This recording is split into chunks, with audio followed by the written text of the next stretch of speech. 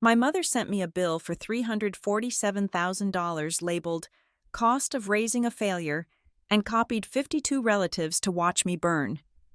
She expected an apology. Instead, I replied with a single photo. By morning, 51 people had blocked her.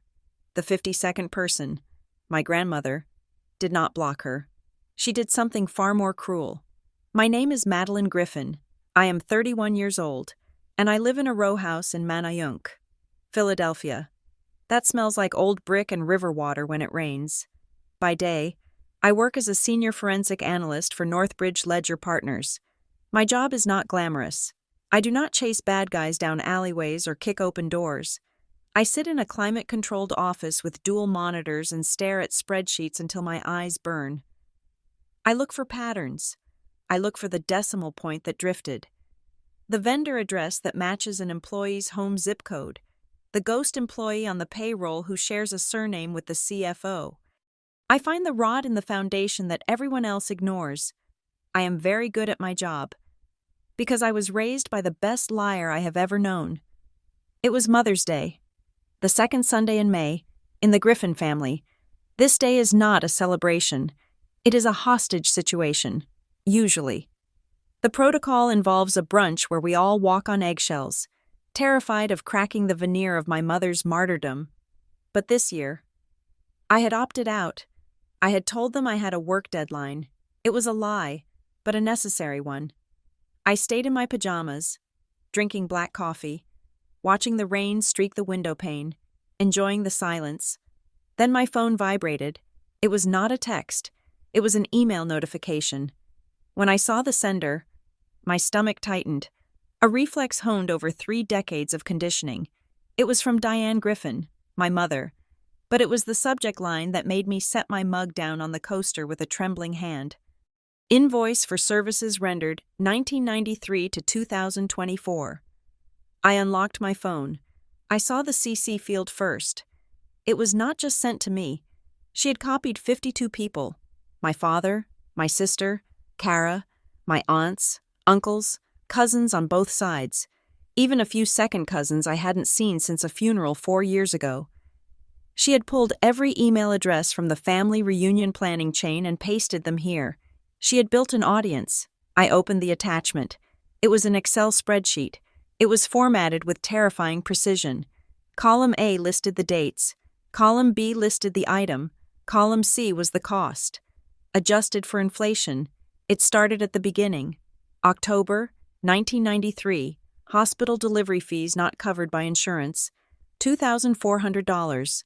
November 1993, formula and diapers, $300. It went on and on. There were hundreds of rows. August 2001, orthodontia, $5,000. June 2005, summer camp, $1,200. July 2011, bailout for car accident, $800. I remembered that accident. I was 17, terrified, and I had backed into a mailbox. I paid her back every cent from my tips waiting tables at the diner, but here it was, listed as a debt. Then came the emotional line items.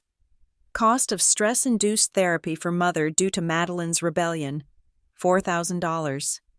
Reputational damage, $10,000. At the very bottom, in bold, red font, was the total, $347,000. Below the total, she had typed a label in all caps. Cost of raising a failure. I sat there, the cold light of the phone screen illuminating my face. I did not cry. I did not feel the familiar hot flush of shame that usually accompanied her attacks. Instead, I felt a strange, icy detachment. This is what happens when you work in fraud.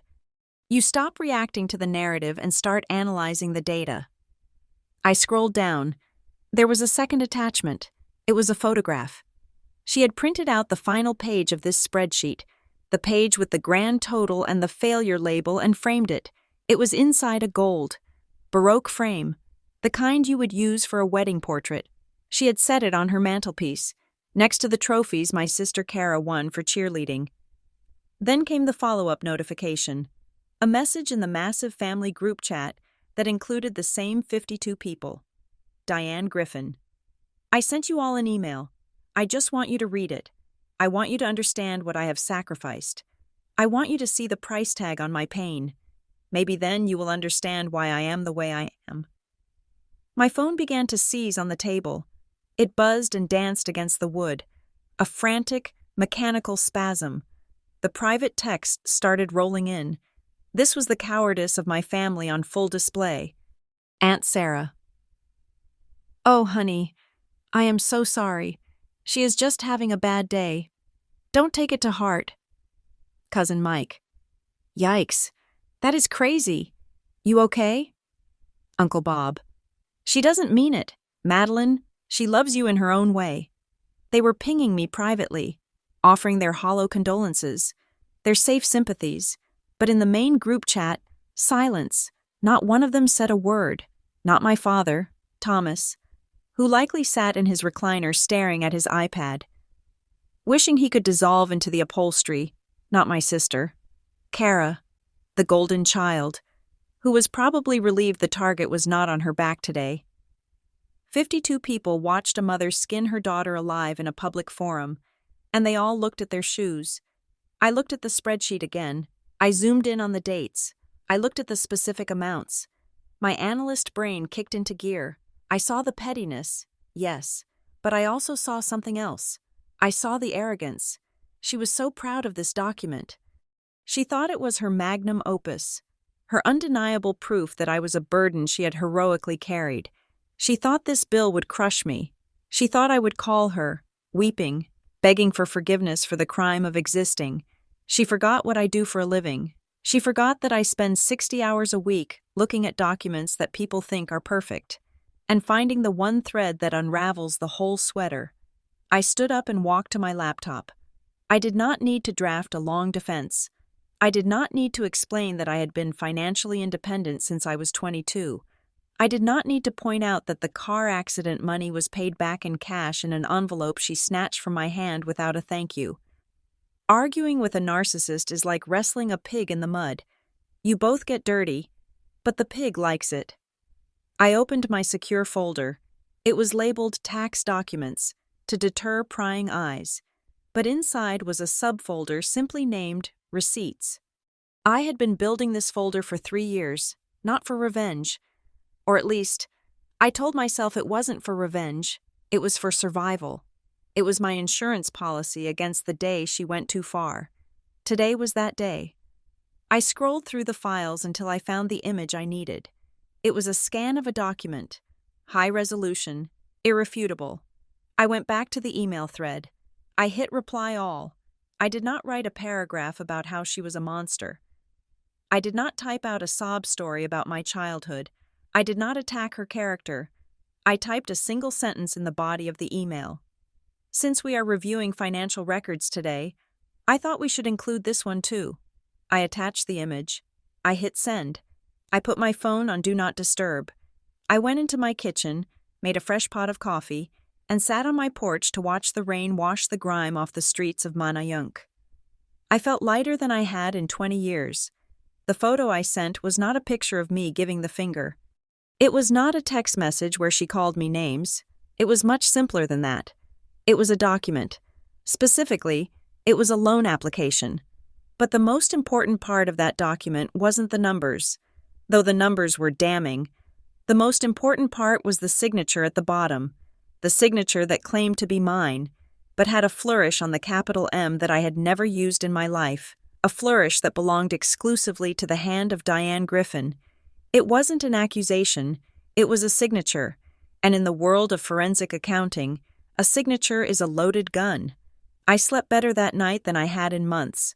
When I woke up on Monday morning, the world had shifted. I turned off Do Not Disturb. The notifications flooded in like water breaking through a dam. The family group chat, usually a stream of benign birthday wishes and political memes, was in ruins. Diane, what is this? Is this real?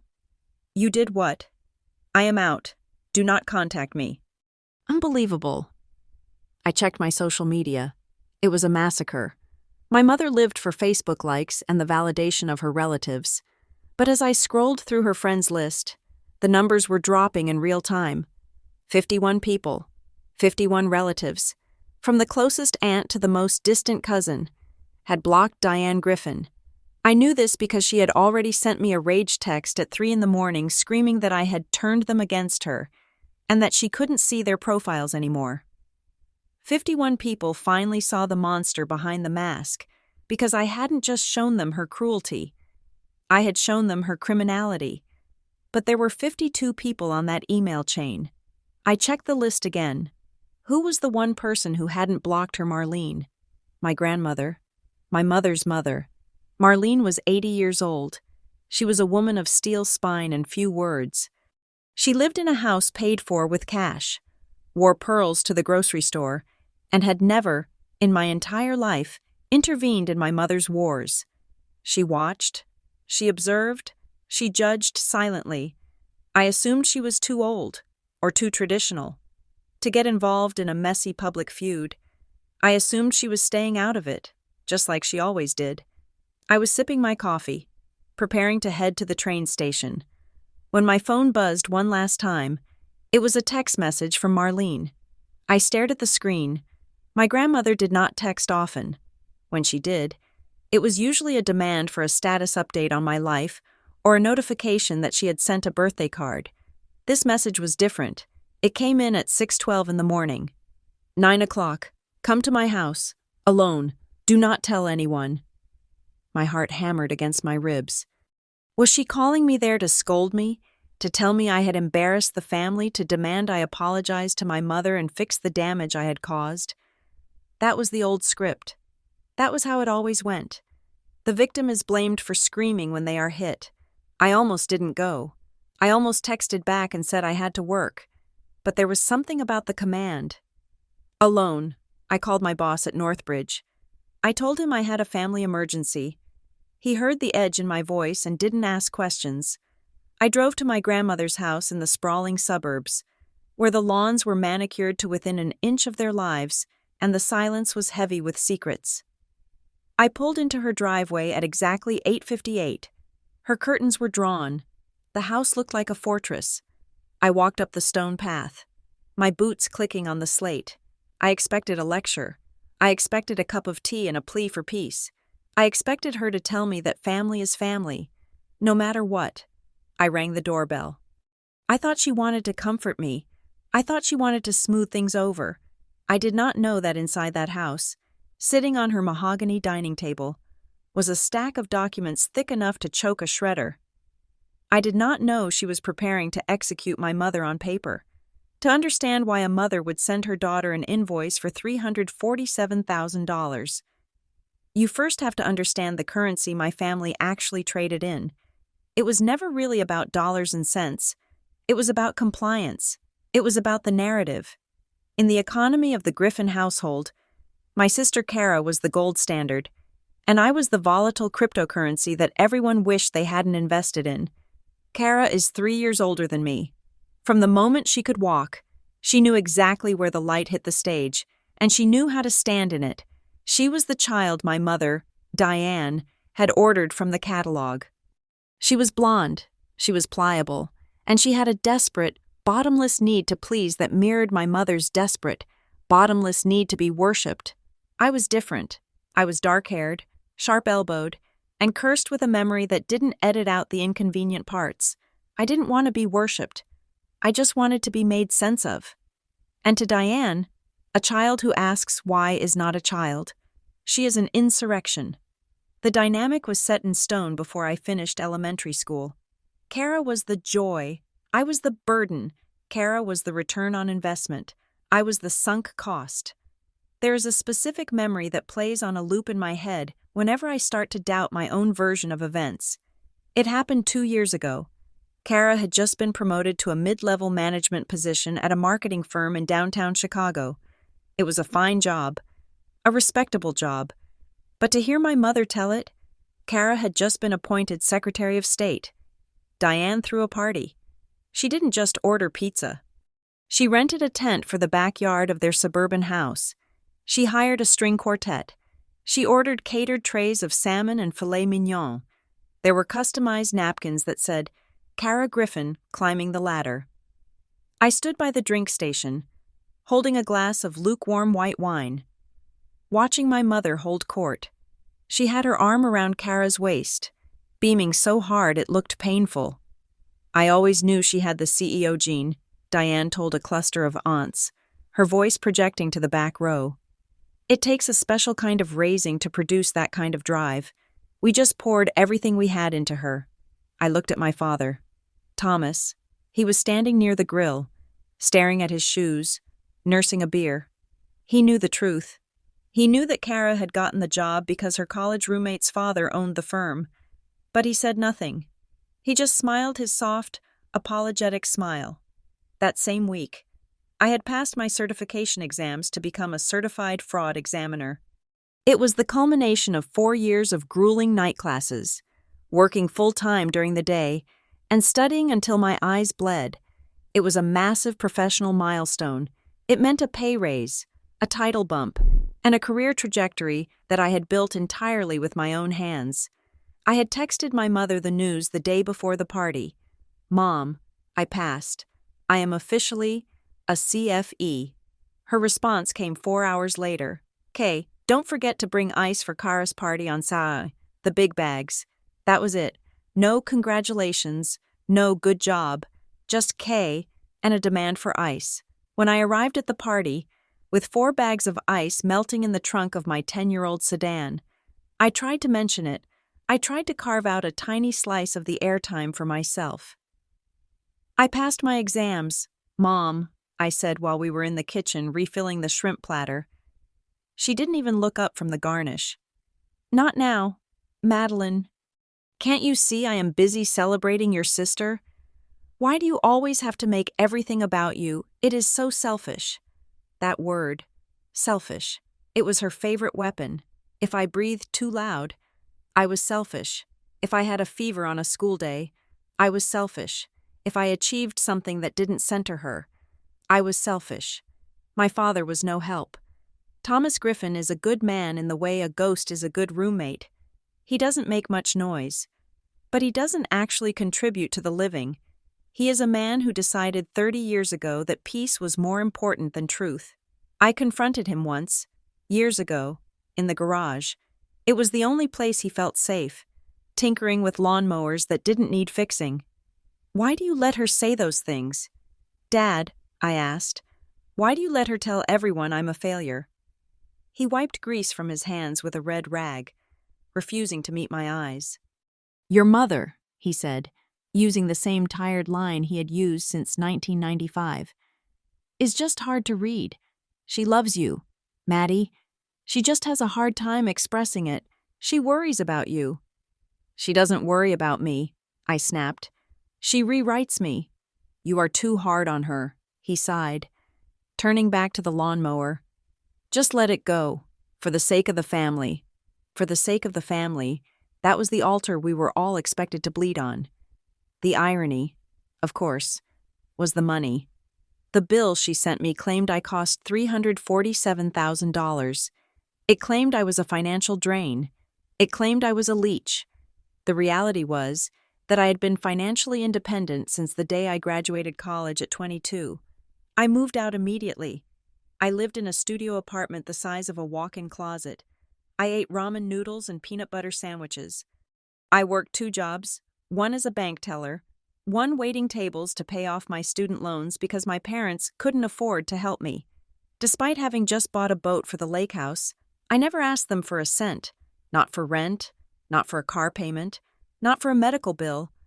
And yet, the story Diane told the relatives was entirely different. I would hear it through the grapevine. A cousin would call me and say, "Hey, I heard you were struggling. Do you need help with groceries?" "I am fine," I would say, confused. "I just got a promotion." "Oh," the cousin would reply. "Diane said you called her crying because you couldn't make rent. She said she had to wire you $2,000 last month." It was maddening. It was like punching smoke. She wasn't just lying. She was stealing my accomplishments and replacing them with her own fan fiction where she was the savior and I was the charity case. If I was successful, she became irrelevant. If I was a failure, she became a saint. So, she made me a failure.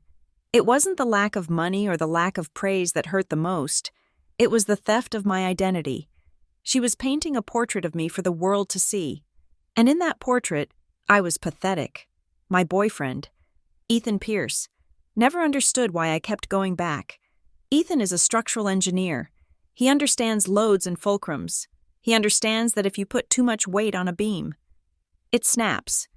He looked at my family and saw a building that should have been condemned decades ago. "Why do you go?" he asked me one night. We were sitting on my roof deck, looking out over the Philly skyline. I had just hung up from a call where my mother had berated me for 40 minutes because I hadn't liked her Facebook post about National Daughters Day, a post that featured 6 photos of Kara and none of me. "I don't know," I said. "Is it because you think if you try hard enough, she will finally see you?" Ethan asked. He was always gentle, but he cut to the bone. "No," I said, swirling the ice in my glass. "I gave up on that a long time ago. I go because if I stop going, her version of the story becomes the only version. If I am not there to stand in the room, I become a ghost, and it is easier to lie about a ghost." "She lies about you anyway." "Maddie," Ethan said, "you are just giving her an audience." He was right.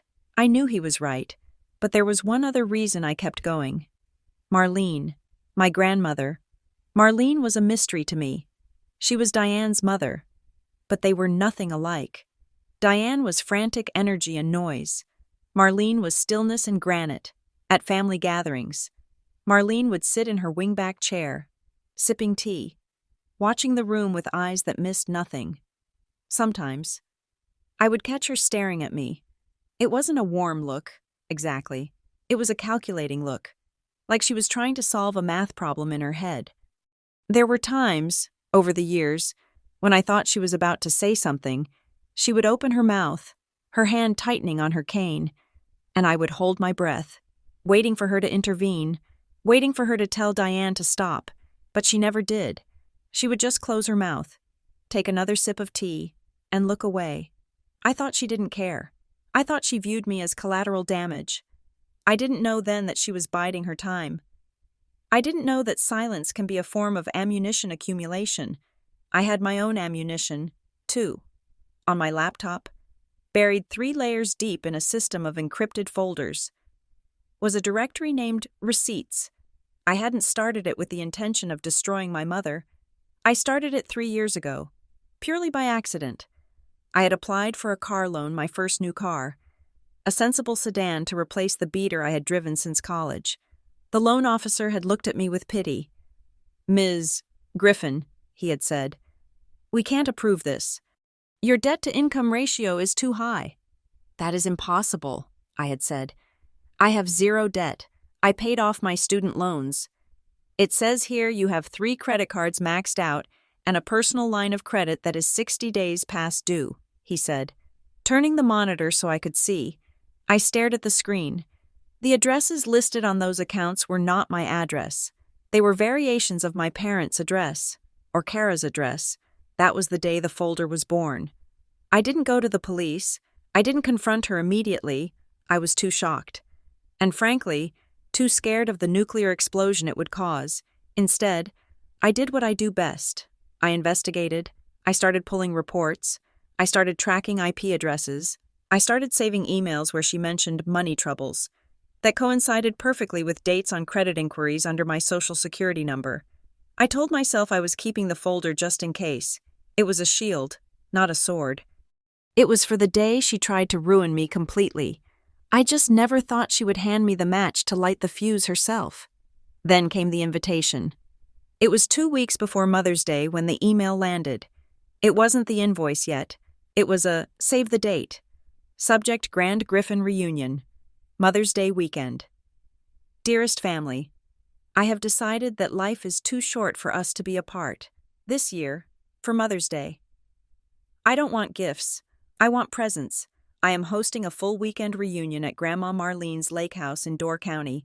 Everyone is invited. I am coordinating everything. Let us heal old wounds and come together as one. Love. Diane. I read it twice. Heal old wounds. My mother didn't heal wounds. She picked at scabs until they got infected so she could complain about the blood. I felt a cold prickle on the back of my neck. My mother never hosted anything without an angle. She never gathered the entire extended family 50-plus people unless she needed a backdrop. Don't go, Ethan said when I showed him the email. This feels like a trap. It is a trap, I agreed, but I have to know what kind of trap it is. I looked at the folder on my desktop, the receipts folder. It had grown significantly in the last few months. There were new documents that proved it wasn't just my credit score she was playing with. If she tries anything, I whispered to the empty room, I am ready. I didn't know how right I was. I thought I was walking into a standard-issue family drama. I thought I was walking into a weekend of passive-aggressive comments and forced smiles. I didn't know I was walking into a trial. And I certainly didn't expect that my mother, in her infinite arrogance, would be the one to hand the jury the murder weapon. The drive to Door County usually takes about 4 hours from the city, but that morning, the road stretched out like a sentence without a period. The sky over Wisconsin was a bruised purple, hanging low and heavy over the peninsula. It was the kind of weather that promised a storm but refused to deliver it, holding the humidity in the air like a held breath. I drove my 10-year-old sedan, the one with the rattling muffler that my mother loved to sneer at. And I listened to a podcast about forensic accounting just to keep my heart rate steady. I needed to be in my work mind, not my daughter mind. My sister, Kara, had called me 2 days prior. Her voice had been sweet, coded in that specific frequency of sugar she reserved for when she needed manual labor. Maddie, she had chirped. Mom is so stressed about the reunion. She wants everything to be perfect for the family. Since you are single and don't have kids to wrangle, could you head up to the lake house early? You know, just to open the shutters, dust the furniture, maybe get the food prep started. I would do it. But I have a manicure appointment I simply can't move, and you know how important appearances are to Mom. I will be there, I had said. Great, she replied, not saying thank you. You are a lifesaver, or at least a time saver. So there I was, pulling into the gravel driveway at 7 a.m. The lake house was a sprawling, cedar-shingled beast that sat on a bluff overlooking Lake Michigan. It belonged to my grandmother, Marlene. But my mother treated it like her personal fiefdom. I spent the next 6 hours sweating. I wasn't a guest.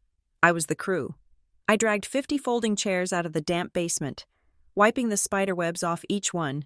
I scrubbed the bathrooms that hadn't been used since last summer. I set up 3 long banquet tables on the wraparound porch, measuring the distance between the placemats with a ruler because I knew that if they were an inch off, Diane would sigh and redo them while casting disappointed glances at the relatives. I chopped vegetables for the salad until my fingers cramped. I arranged platters of cheese and fruit. I was the invisible engine making the machine run. Grease on my hands and dust on my jeans by 1 o'clock in the afternoon. The house smelled of lemon polish and roasted chicken. I was exhausted. My hair was pulled back in a messy bun, and I had a smear of dirt on my cheek. That was exactly when Kara arrived. She pulled up in her white SUV, looking like she had just stepped out of a catalog. She wore a floral sundress that probably cost $500, and her hair was blown out to perfection. She carried nothing but a bottle of chilled rosé in her purse. "Oh, wow," she exclaimed, walking onto the porch and surveying the tables I had spent 2 hours arranging. "It looks decent, a little rustic. Maybe, but it will do." She didn't ask if I needed water. She didn't offer to help me carry the last of the heavy ice chests. She sat on the railing, pouring herself a glass of wine, and watched me haul 40 pounds of frozen water up the stairs. "Mom is going to be so happy," Kara said, sipping her wine. "She really needs this win. Maddie, try not to ruin it." "Okay, no sour faces today." I didn't answer. I just dumped the ice into the cooler, the crash of the cubes drowning out her voice. Diane arrived 30 minutes later. She made an entrance. She always did. She wore a pale blue dress that made her look fragile and noble. She walked into the house and immediately began critiquing the air. "It smells musty," she said, wrinkling her nose. She didn't say hello to me. She walked past the clean bathrooms, past the gleaming tables, and pointed to a single dead fly on the windowsill. "I suppose you missed a spot." "Madeline, I have been here for 7 hours." "Mom," I said, my voice flat. "And yet," she said, wiping the windowsill with a tissue and holding it up like evidence, "it is not done." She turned away from me and embraced Kara. "Oh, look at you. My angel. You look beautiful.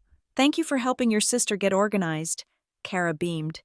"Anything for you, Mom." I felt the familiar burning in my chest, but I pushed it down. I retreated to the kitchen to finish the hors d'oeuvres. I was not going to let them see me crack. Not today. As the clock ticked toward 3, the guests began to arrive. Car doors slammed. Voices echoed off the lake. My father, Thomas, shuffled in, carrying a case of beer. He gave me a quick, sad nod before disappearing toward the garage. He knew better than to stand in the line of fire. I was washing my hands at the kitchen sink when I felt a presence behind me. I turned around. It was Grandma Marlene. She was leaning on her cane, wearing a navy blue suit that looked armor-plated. Her white hair was pulled back in a severe knot.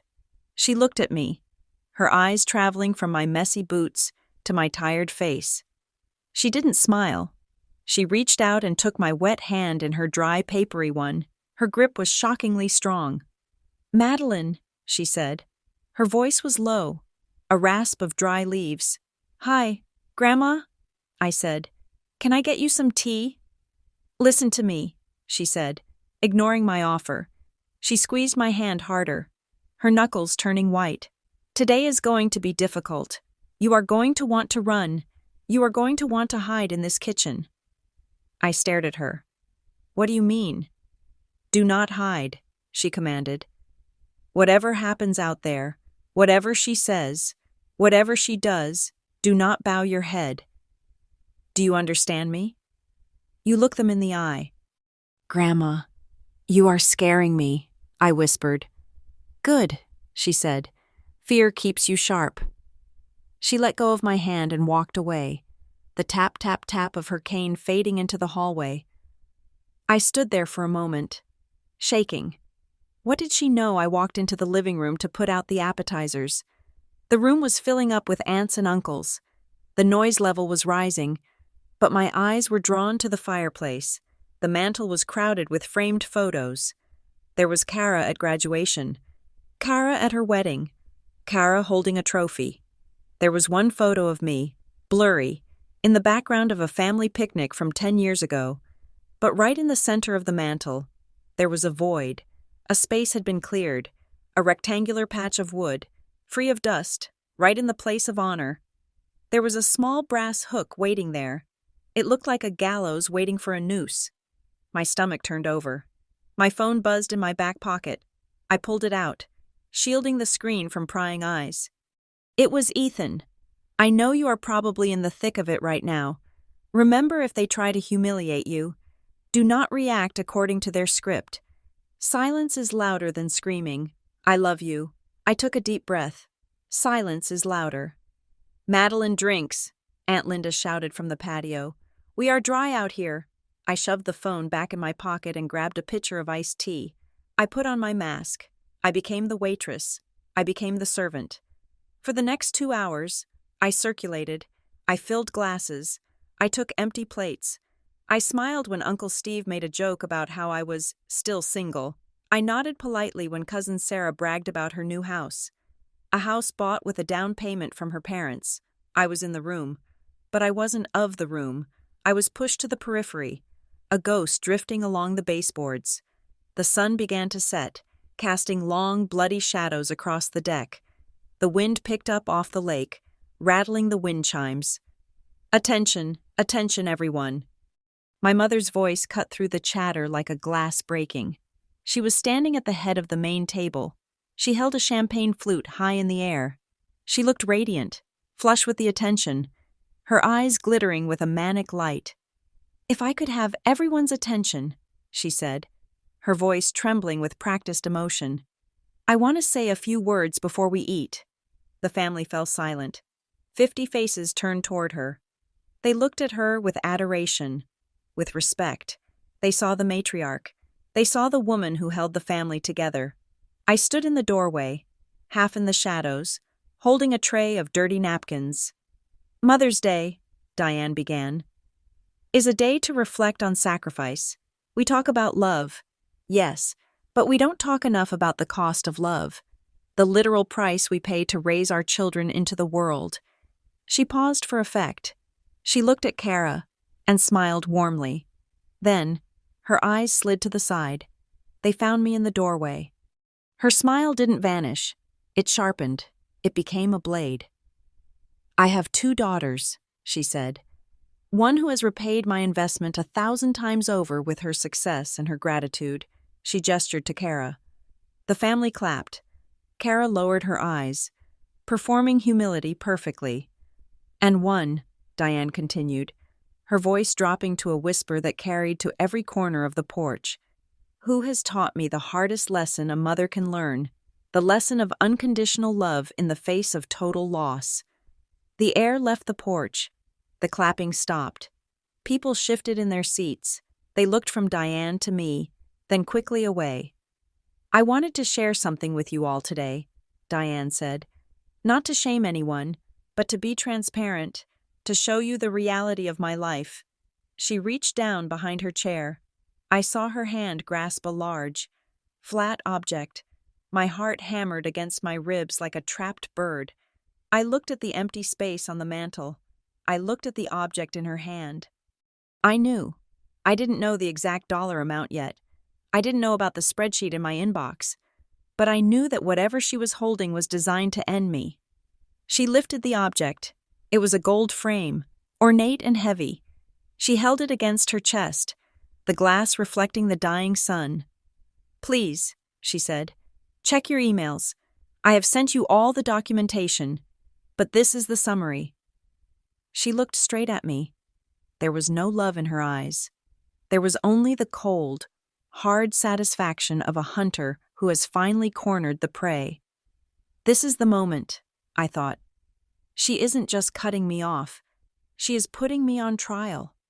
I didn't run. I remembered Marlene's grip. I remembered Ethan's text. I set the tray of dirty napkins down on a side table with a deliberate, soft click. I straightened my spine. I uncrossed my arms. Diane took a breath to speak again. The execution had begun. The silence on the deck was not the silence of peace. It was the silence of a held breath before a car crash. The wind coming off Lake Michigan had died down, leaving the air heavy and stagnant, as if the atmosphere itself was waiting to see where the debris would land. Diane stood at the head of the table, the champagne flute in her hand catching the last rays of the dying sun. She looked beatific. That is the only word for it. She looked like a saint who had just climbed down from the cross to sign autographs. "I have spent the last 30 years giving everything I have to this family," she began, her voice trembling with a practiced vibrato. "My time, my energy, my youth, my bank account." She took a sip of champagne, her eyes scanning the faces of the 52 relatives seated before her. They were captive. They were frozen. "I have 2 children," she continued, and her gaze landed on Kara.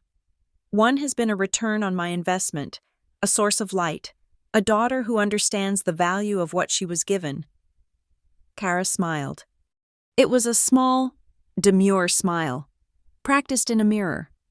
She swirled her wine, looking down at the tablecloth as if embarrassed by the praise. But I saw the corner of her mouth twitch. She was drinking this in. "And then," Diane said, her voice dropping an octave, becoming heavy with sorrow, "there is the other one." She didn't look at me. She didn't have to. Every single head on that deck turned in my direction. I felt 52 pairs of eyes sliding over me, sticky and judging. I stood by the sliding glass door, my hands clasped in front of me, perfectly still. "I love Madeline," Diane said. "I do. God knows I do. But love does not pay the bills. Love does not balance the ledger. And for years, I have protected you all from the truth. I have hidden the cost. But I realized recently that by hiding it, I was enabling it. I was preventing her from growing up." She reached into her purse, which was sitting on the table next to the centerpiece. She pulled out her phone. "I have just sent an email to every single person here," she announced. "I want you to open it, now." There was a pause, a hesitation. "Go on," she urged, her voice hardening slightly. "It is important. It is the truth." The sound started as a single chirp, then a vibrate against a wooden table, then a ping, then a crescendo of digital chimes, a chaotic symphony of notifications rippling through the crowd. 52 people reached into pockets and purses. 52 screens lit up the twilight with a harsh, blue glow. I watched my father. Thomas pulled his phone from his shirt pocket. He adjusted his glasses. I saw his face pale in the glow of the screen. He looked up at Diane, his mouth opening slightly, but she ignored him. "Open the attachment," Diane commanded. The sound of 52 thumbs tapping glass. "What you are looking at," Diane said, "is a receipt. It is a detailed accounting of every dollar I have spent on Madeline since 1993, every diaper, every doctor's visit, every time I had to bail her out of trouble, every therapy session I had to pay for because she refused to be happy." She walked over to the mantelpiece, where the empty space waited. She picked up the gold-framed document she had revealed earlier. "I have itemized it," she said, pacing behind the guests like a professor in a lecture hall. "Because clearly, Madeline does not understand the value of money, so I wrote it down." She stopped behind Uncle Steve. "Item number 402, $700 for piano lessons she quit after 3 months. Wasted." She moved to Aunt Linda. "Item number 600, $2,000 for a tutor when she was failing algebra. Not because she wasn't smart, but because she was lazy. Wasted." She walked back to the center of the room. "The total," she said, her voice ringing out, "is $347,000. A gasp went through the room.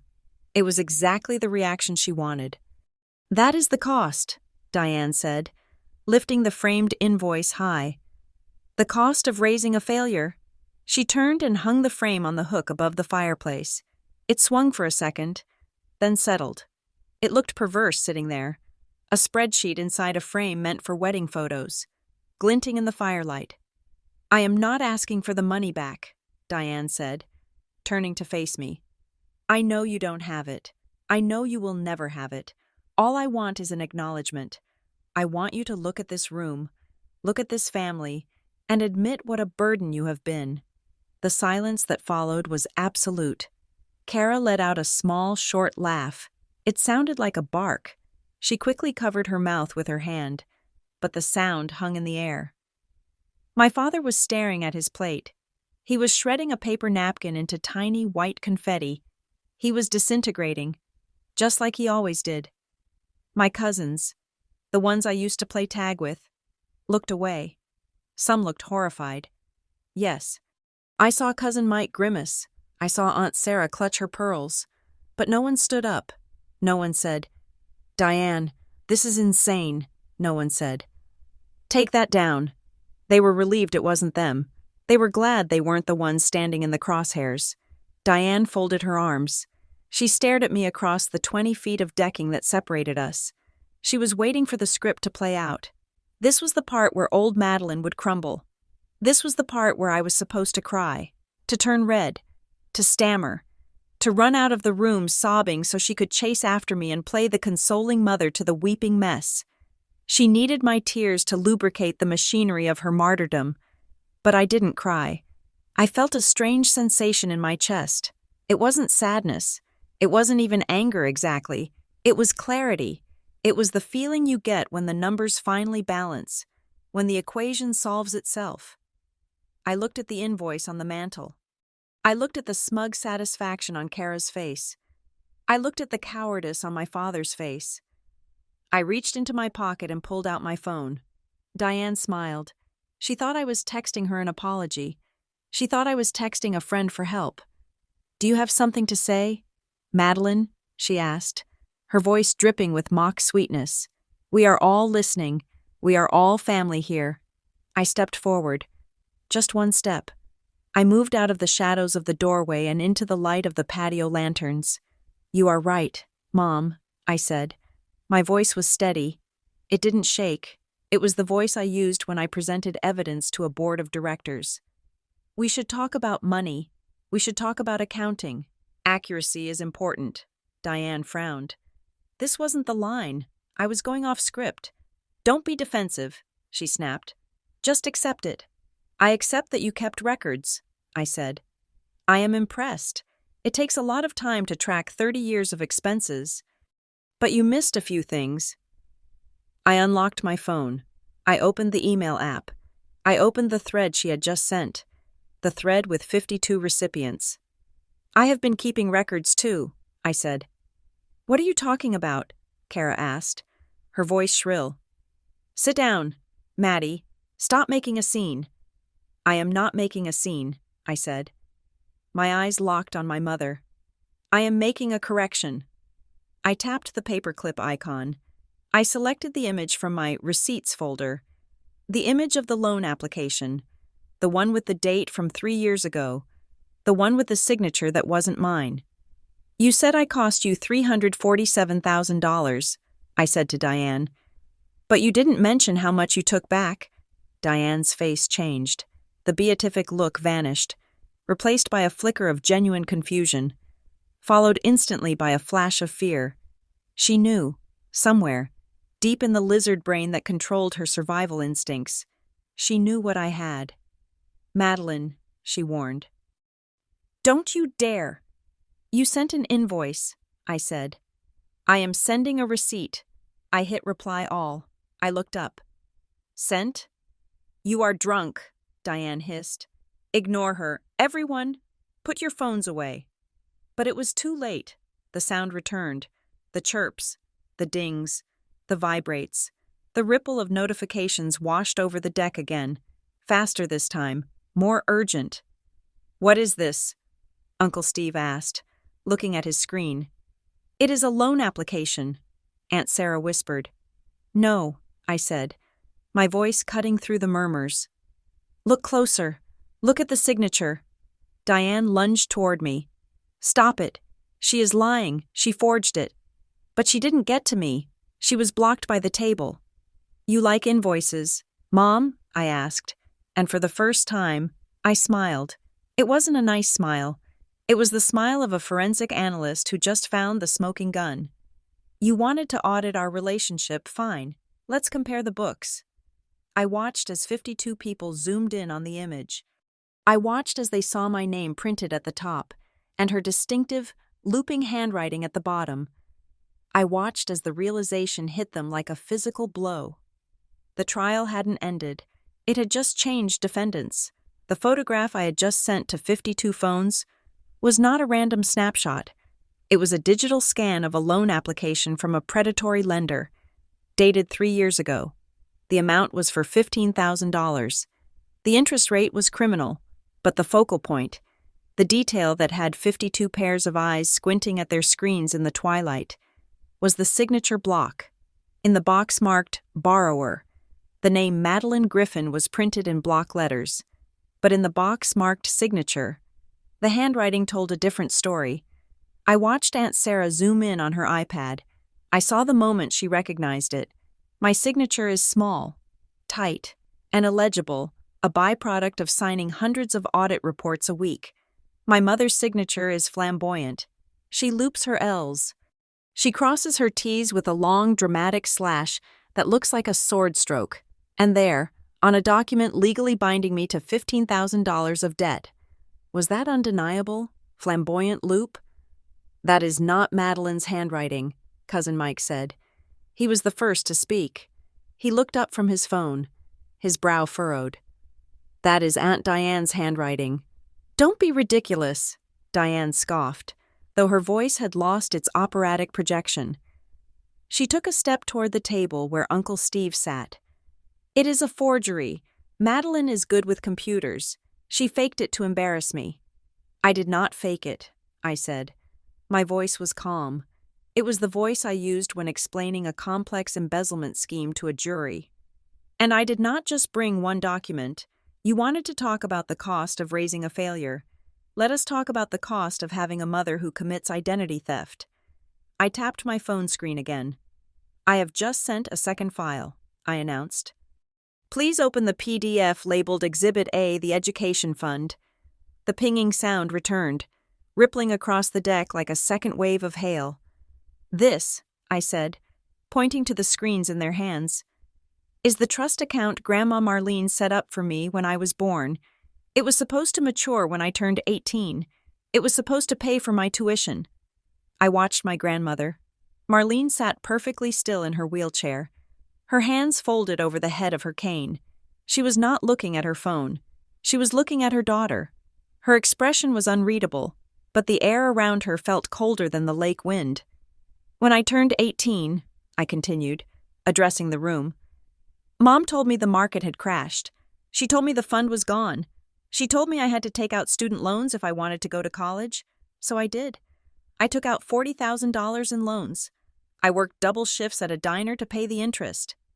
"The market did crash," Diane shouted. She was gripping the back of a chair, her knuckles white. "Everyone lost money in 2008. Look at page 2 of the PDF," I said. The guest swiped.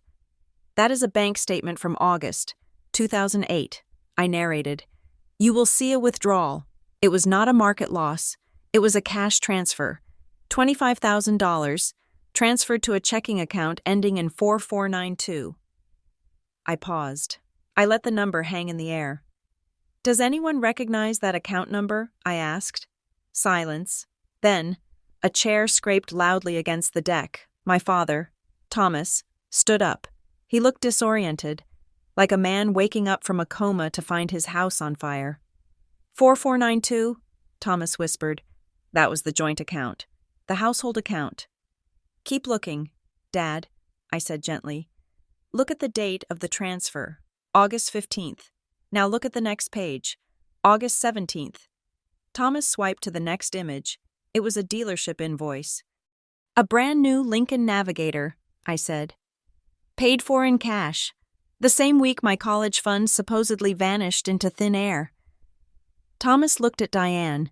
His face was a mask of confusion and dawning horror. "Diane," he said, his voice cracking. "You told me Grandma stopped contributing. You told me the fund never grew. You bought that car with the bonus money. That is what you told me." "I needed a safe car," Diane shrieked. She wasn't denying it anymore. She was justifying it. "I was driving you kids around. I sacrificed my safety for you. Do you know how much insurance costs? Do you know how much gas costs? You stole my education to buy leather seats," I said. I didn't yell. I stated it as a fact. "You let me scrub dishes for 4 years to pay off a debt I shouldn't have had, while you drove around in my tuition." The crowd on the deck was shifting. The sympathy that had been directed at the sacrificing mother 10 minutes ago was evaporating. Aunt Linda put her wineglass down. Uncle Steve took off his glasses and rubbed his eyes. "That is theft," someone whispered. I didn't see who. "But we are not done," I said. "If you are going to audit a life, you have to look at the taxes. Please open Exhibit B." Another round of pings. "For 5 years after I graduated college," I explained, "I was fully independent. I paid my own rent. I bought my own food. I paid my own medical bills. I provided more than 50% of my own support. By law. I was not a dependent." I walked toward the center of the room. Diane backed away, retreating toward the fireplace where her invoice still hung. "But my mother," I said, "continued to claim me as a dependent on her tax returns. She did this to get the tax credit. She did this to lower her own liability." I looked at Uncle Arthur. He was my father's brother, a retired CPA who had spent 40 years doing taxes for small businesses. He was looking at the document on his phone with a grim expression. "Uncle Arthur," I said, What happens when a parent claims an adult child who is filing their own taxes? Arthur cleared his throat. He didn't look at Diane. He looked at the floor. The IRS flags it, he said gruffly. It triggers an audit for the child. They get hit with penalties, back taxes, interest. Exactly, I said. 2 years ago, I was audited. The IRS froze my accounts. They garnished my wages. I almost lost my security clearance at work. I had to pay $6,000 in fines and back taxes because my mother wanted a $2,000 deduction. I was helping you, Diane yelled. I was keeping you on the family plan. I was trying to save us all money. You committed federal tax fraud, Diane, Uncle Arthur said. His voice was quiet, but it carried, "That is not saving money. That is a felony." The word felony hung over the party like a guillotine blade. Diane looked around the room. She was losing them. She could feel it. Her eyes darted from face to face, looking for an ally, looking for someone who would nod and say, yes. But she meant well. She found no one. "You are ungrateful," she spat at me. "You are trying to destroy this family over paperwork, over bureaucracy. You don't have a heart.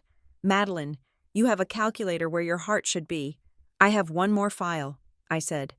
I didn't wait for her permission. I didn't wait for the audience to catch their breath. I hit the final send button. Exhibit C. The credit lines. "This," I said, "is the reason I have a folder named Receipts. 3 years ago, I found out there were 3 credit cards opened in my name that I didn't apply for. The bills were going to a P.O. box in Chicago." I saw Kara stiffen. She was sitting at the edge of the table, her glass of rosé untouched. She had been quiet during the education fund reveal. She had been quiet during the tax fraud reveal. She probably thought she was safe. She probably thought this was just a war between me and Mom. "I tracked the spending," I said. "It wasn't for groceries. It wasn't for emergencies. It was for luxury goods, designer handbags, high-end electronics, spa treatments." "So," Diane said, trying to regain her footing, "maybe I used your credit. I raised you. I am entitled to a little help." "The cards were in my name," I said. "But the delivery address for the merchandise wasn't your house. Mom." I turned slowly to face my sister. Kara was pale. Her perfect contouring stood out starkly against her white skin. She looked like a porcelain doll that had just been dropped on concrete. "The billing address was the P.O. box," I said.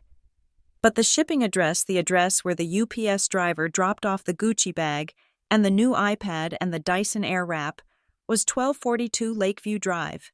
Apartment 4B. I took a step toward her. "That is your apartment, isn't it, Kara?" The silence that followed was different from the previous silences. It wasn't shocked. It was scandalous. Kara looked at Diane. Diane looked at Kara.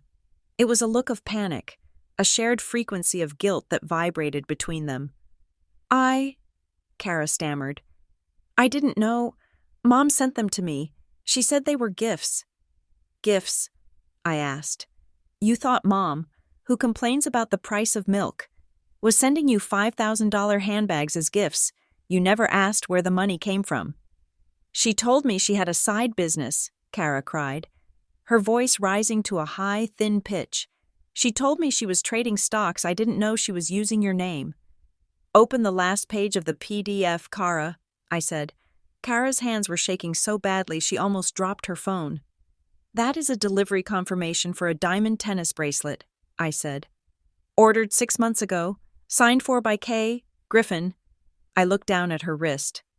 It was resting on the table. The bracelet was there, glittering under the string lights. A circle of diamonds that cost more than my first car. "That is a beautiful bracelet, Kara," I said softly. "It looks very expensive. It looks exactly like the one that is currently ruining my credit score." I leaned in closer. So close I could smell her expensive perfume that I probably paid for. "Tell me," I whispered, loud enough for the table to hear. "Did you really think Mom bought that with stock dividends? Or did you just not care whose blood paid for it, as long as it sparkled?" Kara pulled her hand back as if the table were red hot. She looked at her husband, who was staring at the bracelet with a look of utter revulsion. "You said that was a bonus," her husband said. "You told me the firm gave you that for the Q3 numbers." Kara burst into tears. It was an ugly, jagging sound. "Mom said it was okay. Mom said Madeline wouldn't notice. She said Madeline never checks her credit because she is too busy working." Diane closed her eyes. The confession hung in the humid air, undeniable and sticky. I stood back up and looked at the 52 people. "My mother sent me a bill for $347,000, I said. "She called it the cost of raising a failure. But if you add up the college fund, the tax penalties, the credit card debt, and the interest, the real number is closer to $150,000. I pointed at the gold-framed invoice on the mantel. "She isn't charging me for raising me," I said. "She is trying to justify the fact that she has been embezzling from me for a decade. She is projecting. She calls me a failure so no one notices she is a thief." I turned to my father. He was slumped in his chair, his head in his hands. "Dad," I said, "you can't say she just has a hard time expressing herself anymore, unless you think identity theft is a love language." The sun had fully set now. The only light came from the string lights and the glow of 52 phone screens, all displaying the evidence of a family rotting from the inside out. The silence that followed my revelation about the diamond tennis bracelet was heavy enough to crush the breath out of a lung. It wasn't the stunned silence of surprise anymore. It was the suffocating silence of scandal. Kara sat frozen at the table, her hand, the one adorned with the glittering evidence of grand larceny, was still hovering in the air. Caught in the harsh beam of the patio floodlights, she looked at the bracelet as if it had suddenly turned into a shackle. She started, her voice trembling. "I don't know what you are talking about. Mom she handles things. She handles the finances. She handles the finances by using my social security number to outfit your wardrobe," I asked. I didn't raise my voice. I kept it level, professional, the voice of an auditor explaining a discrepancy to a client who knows they are caught. "I didn't know," Kara cried out, looking frantically at the faces surrounding her. "I swear I didn't know it was Madeline's credit. Mom told me she had an investment account that was doing well. She said she wanted to spoil me a little because I was working so hard." "Working hard," I repeated. I tapped my phone screen again. "Let us look at the delivery logs. Kara, Exhibit D." The phones around the deck pinged again, a fresh wave of damning data. "These are the FedEx delivery signatures for the last 12 months, I said. "There are 18 separate deliveries, all to your address, all signed for by you." I walked closer to the table. I could see the sweat beading on Kara's forehead, messing up her perfect foundation. "Date November 14th, I read from my screen. "Package weight 3 pounds. Contents, designer boots from Saks Fifth Avenue. Cost $1,200, signed by Kara Griffin." I looked at her feet. She was wearing them. "Date December 2nd, I continued. "Contents, Dyson Airwrap, complete styler, cost $600, signed by Kara Griffin." "Stop it," Kara screamed. "Okay, I signed for them, but I thought Mom paid for them." "With what money, Kara?" I asked ruthlessly. "Mom is a retired school administrator. Dad is a retired mechanic. Do you think they have $50,000 of disposable income lying around to buy you boots? Or did you just choose not to ask questions because you liked the answers too much?" Kara's husband, Mark, stood up. He was a decent guy, a soft-spoken architect who mostly kept to himself during these family circuses. He looked pale. He was staring at his wife as if he had never seen her before. "Kara," Mark said, his voice low and dangerous. "The bracelet and the ring." He pointed to the diamond ring on her right hand, a cocktail ring she had been flaunting all evening. "You told me the bracelet was a performance bonus from the firm," Mark said. "You told me the partners gave it to you for landing the Henderson account." "It was," Kara stammered, pulling her hand under the table. "And the ring," Mark pressed. "You said you bought that with the overtime pay. You said you saved up for 6 months." I did. I mean, Mom helped a little. I checked the joint account. Kara, Mark said. There were no deposits for overtime. I thought maybe you were saving cash, but there was no bonus check either. Was there? Kara looked at him, her eyes filling with tears. She looked at Diane. She looked at me. She was cornered. Mom said it was okay, Kara burst out, her voice cracking into a high, childish wail. Mom said she was just borrowing the credit. She said Madeline wasn't using it anyway. She said Madeline would never know because she never checks her mail and she is too busy with her stupid job. The admission hung in the air like smoke. She is too busy with her stupid job. That was the line that snapped the last thread of sympathy I might have had.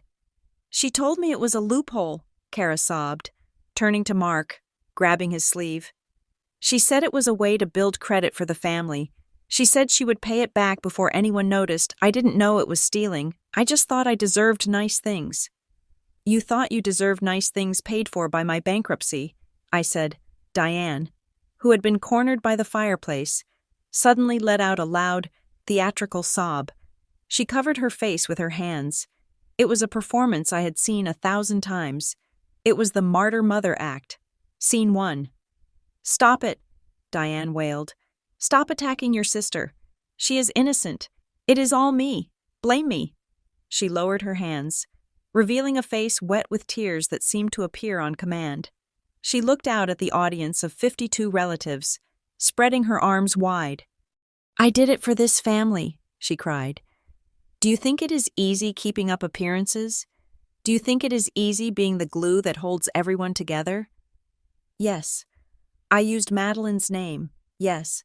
I moved some money around. But I did it to give Kara the life she deserves. I did it so we could look like a successful family. I did it because Madeline didn't need it. She is alone. She lives like a hermit. She doesn't have a husband or children to impress. Kara has a reputation to maintain. She looked at me with a twisted mix of pleading and accusation. I was going to pay it back. Madeline, I always intended to pay it back. Why do you have to be so cruel? Why do you have to air our dirty laundry in front of everyone? This is a private matter. For the first time in my life. The gaslighting didn't make me dizzy. It didn't make me question my reality. It just made me angry. The room, however, was not swaying with her. I looked at Aunt Sarah. She wasn't looking at Diane with pity anymore. She was clutching her purse tightly against her chest, as if she was afraid Diane might figure out how to open a credit card in her name. 2. I looked at Uncle Steve. He was looking at the cost of raising a failure invoice on the mantel, and then back at Diane. His face was hard. Diane, Uncle Steve said, his voice cutting through her sobbing. This isn't moving money around. This is fraud. You stole from your own daughter to buy luxury goods for your other daughter. I sacrificed, Diane screamed. I sacrificed everything. No, I said. I stepped forward again, closing the distance between us. You didn't sacrifice. You consumed. I looked her dead in the eye. And you know what the funniest part is? Mom, you sent that invoice. You sent that $347,000 bill. You called me a failure. You tried to humiliate me in front of 50 people. I paused, letting the words land. You didn't do that because you thought I owed you money. You did that because you were terrified. Diane's eyes widened. She stopped crying. The mask slipped. You knew I was getting promoted, I said. You knew I was a forensic analyst. You knew that eventually I would find the discrepancies. You knew that if I ever looked closely at the books, your house of cards would burn down. I gestured to the framed invoice on the mantel. That wasn't a bill, I said. That was a preemptive strike. You wanted to paint me as a failure, a financial disaster, a leech. You wanted everyone in this room to think I was irresponsible with money, so that when I finally caught you, when I finally accused you of stealing, no one would believe me. You wanted to destroy my credibility before I could destroy your reputation. I looked at my father. Thomas was staring at Diane. His mouth was slightly open. The pieces were clicking into place in his mind. Is that true, Diane? Thomas asked. His voice was barely a whisper, but in the silence of the deck, it sounded like a shout. "Did you write that hateful list just to cover your tracks?" Diane stammered. "Thomas, don't be stupid. I love her."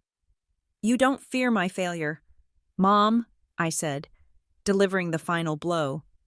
"You fear my competence, because when I get good at my job, I get good at catching liars like you." The wind rushed through the trees, a cold gust that made the string lights flicker. No one moved. The party was dead. The family reunion was a crime scene. Kara was slumped in her chair, weeping silently into her hands, the diamond ring casting fractured light across her tear-streaked face. Mark had moved his chair 2 feet away from her. Diane looked around the room, desperate. She looked for an exit. She looked for a friendly face. She looked at her mother. "Mom," Diane said, turning to Marlene. "Mom, tell them I am a good mother. Tell them I did what I had to do." Marlene had been sitting like a statue in her wheelchair throughout the entire exchange. Her hands were folded on her cane. Her face was impassive. Now, she moved. She unclasped her hands. She gripped the arms of her wheelchair, and then, with a strength that belied her 80 years, she pushed herself up. "Mom," Diane whispered. "Sit down. You are frail." Marlene stood. She stood tall, her spine straight, her eyes clear and sharp as cut glass. She didn't look frail. She looked like a judge who had just heard the final argument. She tapped her cane once on the wooden deck. The sound echoed like a gavel. "Diane," Marlene said. Her voice was not the raspy whisper I had heard in the kitchen. It was strong. It was resonant. "Do not speak to me." "Mom," Diane quavered, "I have watched you for 40 years." Marlene said, "I have watched you spoil one child and break the other. I stayed silent because I thought it was just your nature. I thought you were just weak." Marlene took a step forward. "But this," she pointed a trembling finger at the invoice on the mantel. "This is not weakness. This is malice. And stealing from your own blood, that is rot." "Mom, please," Diane begged. "Stop acting," Marlene commanded. "The curtains are closed. The show is over. I have been waiting for this day. Diane, I have been waiting for Madeline to finally see you for what you are, because until she saw it, I couldn't save her." Marlene turned to me. Her eyes softened, just a fraction. "Madeline," she said, "come stand by me." I walked over to her. I stood next to my grandmother, facing the woman who gave birth to me. "You wanted to talk about inheritance, Diane," Marlene asked, her voice dropping to a terrifyingly calm register. "You wanted to talk about who owes who good, because I have brought some paperwork of my own." "Why?" The word came from the back of the deck. It was Uncle Steve again. He had taken off his glasses and was cleaning them vigorously with the hem of his shirt. A nervous tic I had not seen since his own divorce hearing. He put them back on and looked at Diane, who was now trembling near the fireplace, and then he looked at me. "I understand she is mean," Steve said, his voice bewildered. "I understand she is jealous, but to create a fake invoice to stage a public execution like this, to forge signatures, why go to such extreme lengths? Diane, you already have the house. You have the status. Why did you need to destroy Madeline to keep it?" Diane opened her mouth to speak, likely to launch into another monologue about her emotional suffering. But I cut her off. I didn't interrupt her with a shout. I interrupted her with a laugh. It was a dry, humorless sound, the sound of a file cabinet slamming shut. "She didn't do it for the drama, Uncle Steve," I said. "She didn't do it because she hates me. She did it because she is running a business. And the business is failing." I turned to face the group. The wind off Lake Michigan was picking up, rattling the dry leaves of the oak trees overhead, creating a sound like whispering conspirators. "There is a concept in fraud examination called the fraud triangle," I said, stepping into the role of the lecturer. "Pressure, opportunity, rationalization.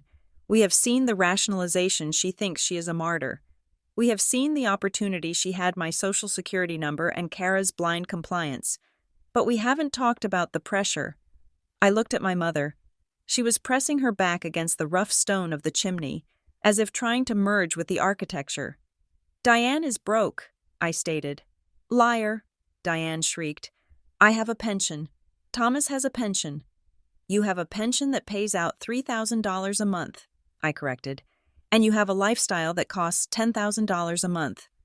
You have a daughter, Kara, who you have been subsidizing to the tune of $40,000 a year to maintain the illusion of her success. You have a country club membership you can't afford. You have 2 luxury SUVs in the driveway. I walked over to the table where my phone lay. I picked it up. But that isn't why she sent the invoice, I said. The invoice wasn't about the past. It was about the future. Specifically, it was about Grandma's future. I looked at Marlene. She was watching me with intense focus. She gave me a nearly imperceptible nod. Permission to proceed. For the last 6 months, I said, Diane has been telling everyone who would listen that I am a financial disaster. She told Aunt Sarah I was gambling. She told Cousin Mike I was drowning in credit card debt. She created a narrative. So what? Kara snapped, wiping her eyes. So she gossiped. That is not a crime. It is when the goal is to alter a will, I said. The air on the deck changed. It went from hot and emotional to cold and legalistic. Grandma Marlene has a significant estate, I continued. This house alone is worth over $800,000, plus the portfolio. Diane knew that Grandma was reviewing her estate planning. Diane knew that if the assets were split 50-50 between her and her brother, or if any was left directly to the grandchildren, she wouldn't have enough to cover the massive hole she has dug for herself. I swiped on my phone. I have an email here, I said. From Diane to her attorney, dated 3 months ago. Subject concerns about Madeline's competency, I read from the screen. I am worried that if Mother leaves anything to Madeline, it will be seized by creditors immediately. Madeline is unstable. She has over $300,000 in bad debt. We need to structure the trust so that I have full control over the disbursements, to protect the family assets from her negligence. I looked up.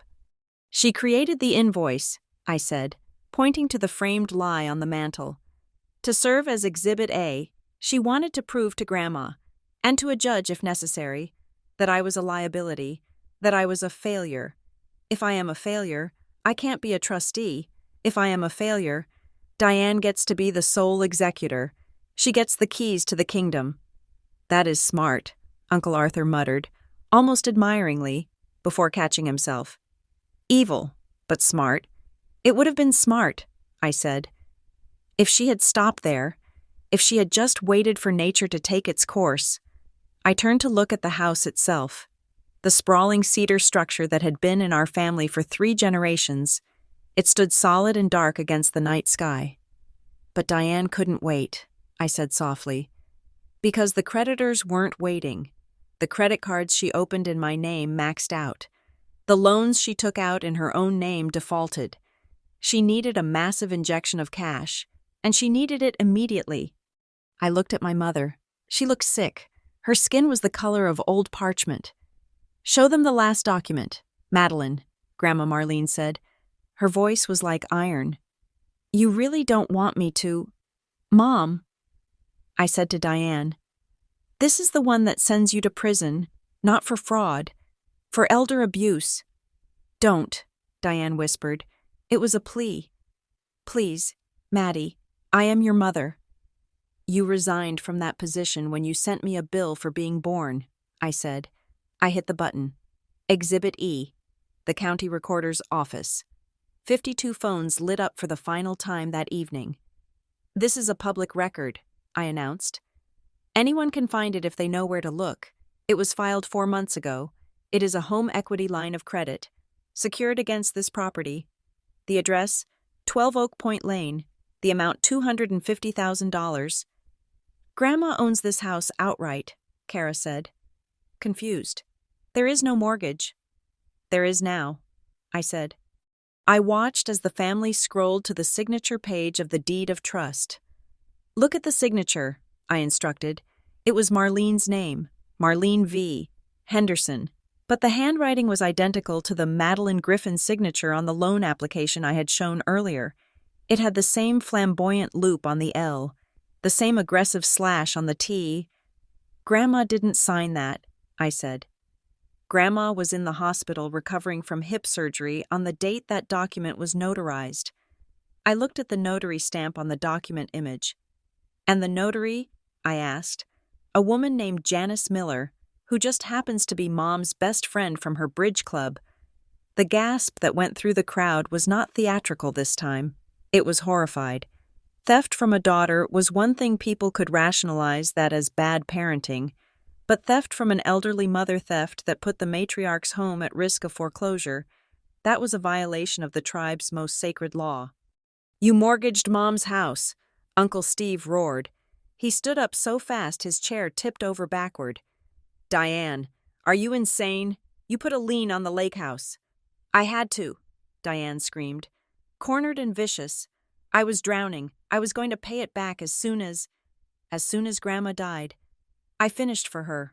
The brutality of the sentence hung in the air. "That was the plan, wasn't it?" I asked.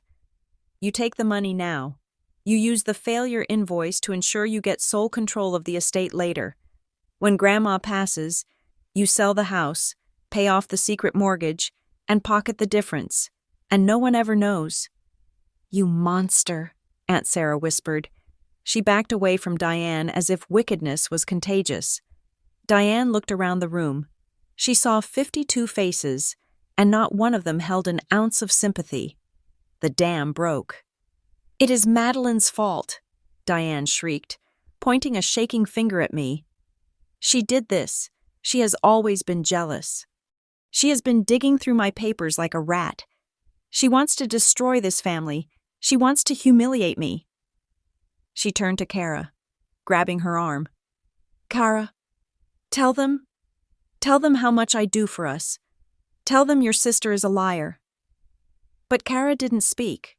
Kara was looking at the screen of her phone. She was looking at the mortgage document. Then she looked at the diamond bracelet on her wrist.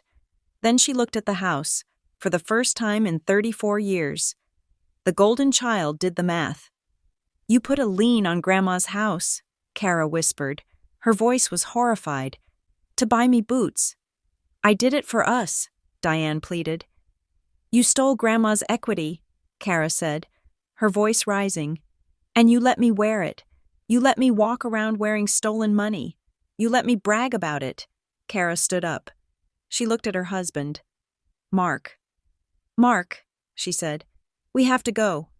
"Kara, don't you dare walk away from me," Diane commanded. "You made me an accessory." Kara screamed back. It was the first time I had ever heard her raise her voice at our mother. "Do you realize what you have done? Mark is an architect. If this gets out, if people know we benefited from financial fraud, his license could be at risk. My job could be at risk." "Get the car," Mark said to Kara. He didn't look at Diane. He didn't look at anyone. He just turned and walked off the deck, his footsteps heavy on the wood. Kara looked at me. There was no arrogance left in her face, just shame. She pulled the diamond ring off her finger and dropped it onto the table. It made a hollow clattering sound. She unclasped the bracelet and dropped it next to the ring. "I didn't know, Maddie," she whispered. "I swear to God." "Ignorance is not a defense, Kara," I said coldly. "Not when you are the beneficiary." Kara flinched, as if I had slapped her. She turned and ran after her husband. That was the signal. It was like a dam breaking. The guests didn't say goodbye. They didn't make excuses. They just fled. Uncle Steve grabbed Aunt Linda's arm. "We are leaving. Now." Cousin Mike put his phone in his pocket and walked straight to the parking lot without making eye contact. The Mother's Day reunion dissolved in minutes. Car doors slammed, engines revved, tires crunched on gravel. Within 10 minutes, the driveway was empty. The 50 folding chairs I had set up were empty. The banquet tables were still laden with food that would never be eaten. Only 5 people remained on the deck. Me, Diane, Thomas, and Grandma Marlene, and the ghost of the family we used to pretend to be. Diane stood alone by the fireplace. She was breathing hard, her chest heaving. She looked smaller than she had an hour ago. The grandeur was gone. The martyr persona was gone. She was just a desperate woman who had gambled everything and lost. She looked at Thomas. "Thomas," she said, "talk to them. Tell them to come back. We can explain. It is a misunderstanding." My father sat at the table. He hadn't moved. He was staring at the pile of jewelry Kara had left behind the ring and the bracelet. They glittered innocently under the lights. "Thomas," Diane screamed, "do something." Thomas slowly raised his head. He looked at his wife. His eyes were red, but they were dry. "A misunderstanding," Thomas repeated. "You mortgaged your mother's house. You stole your daughter's identity. And you made me believe that Madeline was the problem." He stood up. He looked at me. "Maddie," he said. Don't," I said. "Don't apologize. Dad, just see it. That is all I ever wanted. Just see it." "I see it," he whispered. "This is ridiculous." Diane paced back and forth, her heels clicking frantically on the wood. "So I made some financial moves. I fixed things. I always fix things. And this is the thanks I get: abandonment." She turned to Marlene. She walked right up to the wheelchair. She loomed over her mother, her face twisted into a mask of rage. "And you," Diane spat. "You sat there and let her humiliate me. You knew she was digging. Why didn't you stop her? I'm your daughter." Marlene didn't flinch. She didn't look up at Diane. She looked through her. "You asked why I didn't stop her," Marlene said. Her voice was calm, terrifyingly steady. "I didn't stop her because she was the only one telling the truth." "I took care of you," Diane shouted. "I managed your appointments. I drove you to the doctors." "You managed me," Marlene corrected. "You managed me like an asset. You managed me like a checking account waiting to be drained." Marlene reached into the pocket of her blazer. She pulled out a piece of paper. It wasn't a digital file. It was a physical letter. "You forged my name, Diane," Marlene said. "You stole $250,000 of equity from the home your father built with his own hands. I was going to pay it back." "It doesn't matter," Marlene said. "The intent doesn't matter. The act matters." Marlene leaned forward, her eyes locked onto Diane's. "You broke the cardinal rule," Marlene said. "You can be petty. You can be cruel. God knows you have been both for years. But you do not steal from the family pot." She paused. "You didn't just steal from your daughter, Diane," Marlene said. "You stole from your mother, and in my house, that is not a mistake. That is an eviction." Diane took a step back, her mouth falling open. "What?" she whispered. "Get out," Marlene said. "This is my house," Diane screamed. "I am the one who takes care of it." "This is my house," Marlene said. "And as of this morning, the locks have been changed. The code has been changed." She pointed to the driveway. "You have 5 minutes to leave my property," Marlene said, "before I call the sheriff. And Diane, he has already seen the mortgage documents." Diane looked at me. She looked at Thomas. She looked at the empty driveway. She realized, finally, that there was no audience left to perform for. The curtain had fallen, and she was the only one who hadn't realized the play was a tragedy. The silence after an explosion is always louder than the explosion itself. When I drove away from the lake house that night, my hands were shaking so badly I had to pull over onto the shoulder of the county road 3 miles out. I gripped the steering wheel, breathing in the smell of old upholstery and rain, listening to the engine tick as it cooled.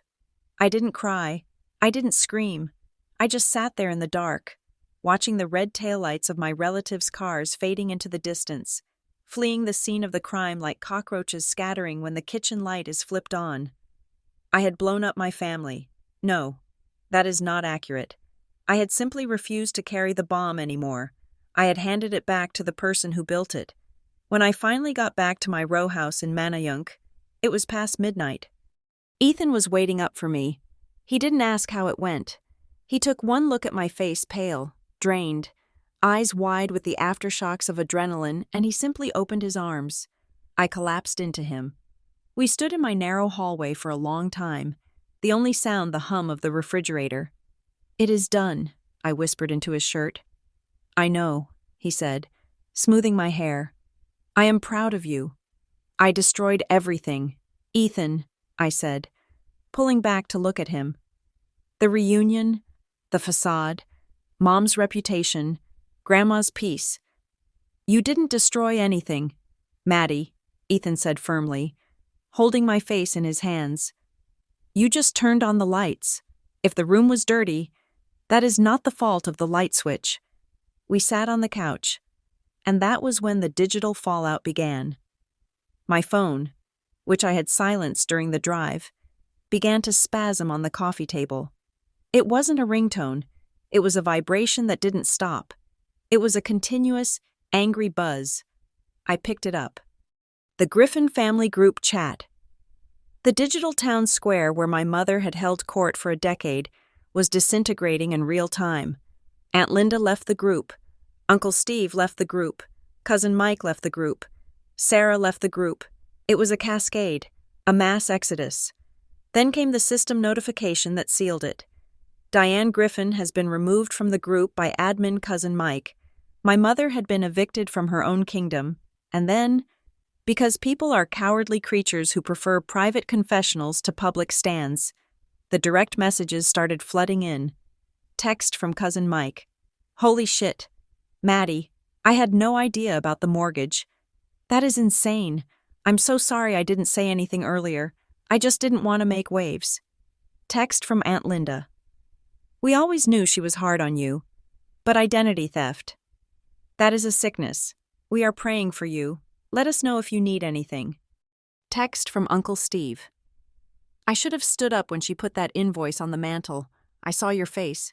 I was a coward. I am sorry. I read them aloud to Ethan." My voice flat. "They saw," I said, tossing the phone onto the cushion. "They all saw. For years. They saw the disparity. They saw the abuse. But as long as it was just emotional, as long as it was just Diane being Diane, they were fine with it. They only care now because it involves money. They only care because it is a crime they can understand." "You don't owe them softness," Ethan said. He poured me a glass of water. "You don't owe them acceptance of their apologies. They were bystanders. In your line of work, isn't a bystander who benefits from the silence considered complicit? Accessory after the fact," I muttered. "Exactly," Ethan said. I didn't reply to any of them. I let the messages pile up, a monument to their guilt. But there was one person I was waiting to hear from. One person whose silence was deafening. My father. Thomas Griffin had not left the lake house when everyone else fled. I had seen him sitting on the deck, staring at the lake, while Diane screamed at the empty driveway. I had seen his car, his beloved, pristine sedan parked near the water's edge as I drove away. I checked my phone again at 2 a.m. Nothing. I checked at 3. Nothing. I fell into a fitful sleep, dreaming of spreadsheets that wouldn't balance and a house made of glass that was slowly cracking under the weight of water. I woke up at 7. The sun was streaming through the blinds, indifferent to the wreckage of my life. I grabbed my phone. There was one text from Thomas. It had come in at 6:30 in the morning. "I am at Uncle Arthur's house. I didn't go home." I stared at the screen. My father had never spent a night away from my mother in 35 years. He was a creature of habit, a man who found comfort in the routine of his own submission. For him to go to his brother's house, the brother who had called Diane's actions a felony, was an earthquake. I called him. He answered on the first ring. His voice sounded wrecked, like he had swallowed gravel. "Dad? I couldn't do it. Maddie," he said. I sat in the car for 3 hours. She kept coming to the window, knocking on the glass, telling me to come inside. She was acting like it was just a fight, like we could just talk it out over coffee. "She is in denial," I said. "It is a defense mechanism." I looked at her, Thomas said. his voice breaking. And all I could see was you. I saw you at 18, working at that diner. I saw you paying for your own textbooks. And then I saw her driving that Lincoln Navigator. The car I washed every Sunday. The car I was so proud of. I was polishing the evidence of a theft from my own child. You didn't know, Dad, I said. She controlled the books. I let her control the books, he shouted. The anger in his voice was startling. I checked out. I wanted peace, so I gave up oversight. That is on me. Negligence is on me. What are you going to do? I asked. I sent her a message, he said. I couldn't face her again. Not yet. What did you say? I told her I am not coming back to the house today. I told her I need to look at the bank statements myself. Uncle Arthur is going to help me. He paused, and I heard him take a shaky breath. And I told her, he continued, that I can live with a difficult woman, I can live with a loud woman, but I will not live with a woman who defrauded my child. I told her the marriage was based on a contract of trust, and she forged the signature on that, too. I closed my eyes. Dad, I need time. Maddie, he said, but I need you to know I am not on her side. Not anymore. We hung up. I felt a weight lift off my chest, a weight I hadn't realized I was carrying since I was a little girl. He had finally chosen me. It took a felony to make it happen, but he had chosen me. Then, the phone buzzed again. Kara, my sister, the golden child who had been stripped of her gold. Can we meet? She wrote, Please, just 10 minutes. I am in the city. I slept at a hotel. Mark won't talk to me. I looked at the text. A part of me, the little sister part who used to follow her around hoping for scraps of attention, wanted to say yes immediately. I wanted to fix it for her.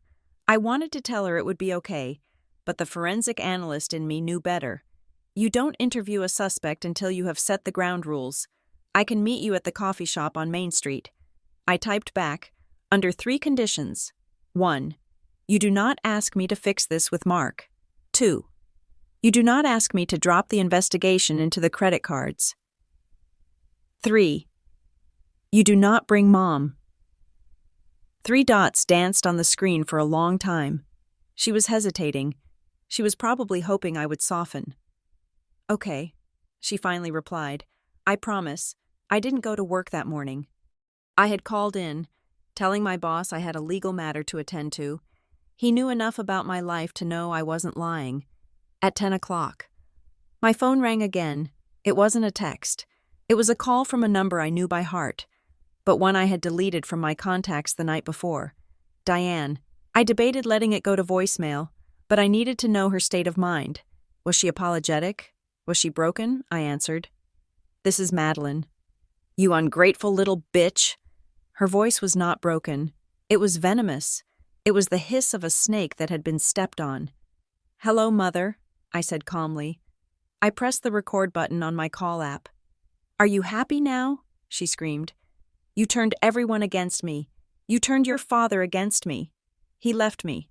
Madeline. He left me because of your lies. They weren't lies, I said. They were bank statements, and he didn't leave because of me. He left because you stole $250,000 from his mother-in-law. I am going to ruin you, she snarled. You think you are so smart with your little job, your little fraud investigation career? I am going to call your boss. I am going to tell them you are unstable. I am going to tell them you abuse drugs. I am going to tell them you hacked my accounts illegally. I will make sure you never work in finance again. My blood ran cold, not from fear, but from the sheer predictability of it. This is what narcissists do when they lose control of the narrative. They try to destroy the source of the truth. That would be unwise, I said. Try me, she yelled. I know where you work. I am driving there right now. I will scream it in the lobby if I have to. Mom, I said, my voice hardening into steel. If you show up at my workplace, you will be arrested for trespassing, and if you make a false report to my employer, I will add defamation and tortious interference to the list of charges Grandma's lawyer is currently drafting. You wouldn't, she breathed. I already have. I lied. Or rather, I predicted. And just so you know, this call is being recorded, so you have just threatened a witness in an active fraud investigation. Do you want to keep talking, or should I hang up and send this file to the police? There was a silence, a shocked, impotent silence. She hung up. I sat there for a moment, staring at the phone. My hands were steady this time. I immediately typed an email to the HR director at Northbridge Ledger Partners. Subject: potential security issue/personal. Harassment, dear Sarah. I am writing to inform you of a personal domestic situation that has escalated. My mother, Diane Griffin, is currently under investigation for financial fraud involving family assets as a result of my role in uncovering this. She has threatened to come to the office to cause a disruption and make false allegations against me. I wanted to be proactive and alert security. If she arrives, she is not to be admitted. I have attached her photo. I apologize for bringing this to the office, but I value my position and want to ensure the safety and professionalism of the workplace. Sincerely, Madeline Griffin. I hit send. It was the hardest email I had ever written, admitting that my personal life was a disaster zone, but it was necessary. I was building the firewall. I was just closing my laptop when my phone buzzed one last time. It was a text from Grandma Marlene. I expected a check-in, maybe a "how are you holding up?" But Marlene didn't do small talk. Marlene did business. 9 o'clock. Come to my house immediately. The family lawyer, Graham Hollis, is here. We are not waiting. I looked at the time. It was 8:15. Ethan, I called out. I have to go. Grandma isn't just evicting her. She is pressing the button. Do you want me to come? Ethan asked. No, I said, grabbing my keys. This part I have to witness alone. This is the autopsy. I walked out the door. The air outside was crisp and clean, washed by the storm. I got into my car, the car I paid for with my own money, and drove toward the suburbs. I wasn't driving toward a reunion this time. I was driving toward justice. And for the first time in 31 years, I wasn't afraid of what I would find when I got there. I pulled into my grandmother's driveway at exactly 8:55 in the morning. The house looked different than it had yesterday. Yesterday, it had been a fortress of secrets, a place where I expected to be scolded. Today, it looked like a courthouse. The curtains were pulled back to let the harsh morning light flood the windows, exposing everything inside. There was no hiding today. I walked up the slate path. I didn't have to ring the doorbell. The heavy oak door opened before I reached the top step. It wasn't Marlene who opened it. It was a man in a charcoal gray suit that cost more than my car. He was tall, silver-haired, and wore the kind of glasses that signaled he charged by the 6-minute increment. Ms. Griffin, he said, nodding solemnly. Please come in. We have been expecting you. This was Graham Hollis. He had been my grandfather's lawyer for 40 years, and he had been the executor of the family estate since my grandfather passed. I hadn't seen him since I was a teenager, but he looked exactly the same, ageless, sharp, and terrifyingly competent. Hello, Mr. Hollis, I said, stepping into the foyer. The air in the house was cool and smelled of old paper and furniture polish. There was no scent of breakfast, no coffee brewing. This wasn't a social call. I walked into the dining room. My grandmother sat at the head of the long mahogany table. She was not in her wheelchair. She was sitting in one of the high-backed dining chairs, her posture rigorous. To her right sat a woman I didn't recognize, a notary public with a portable stamp kit and a ledger open in front of her.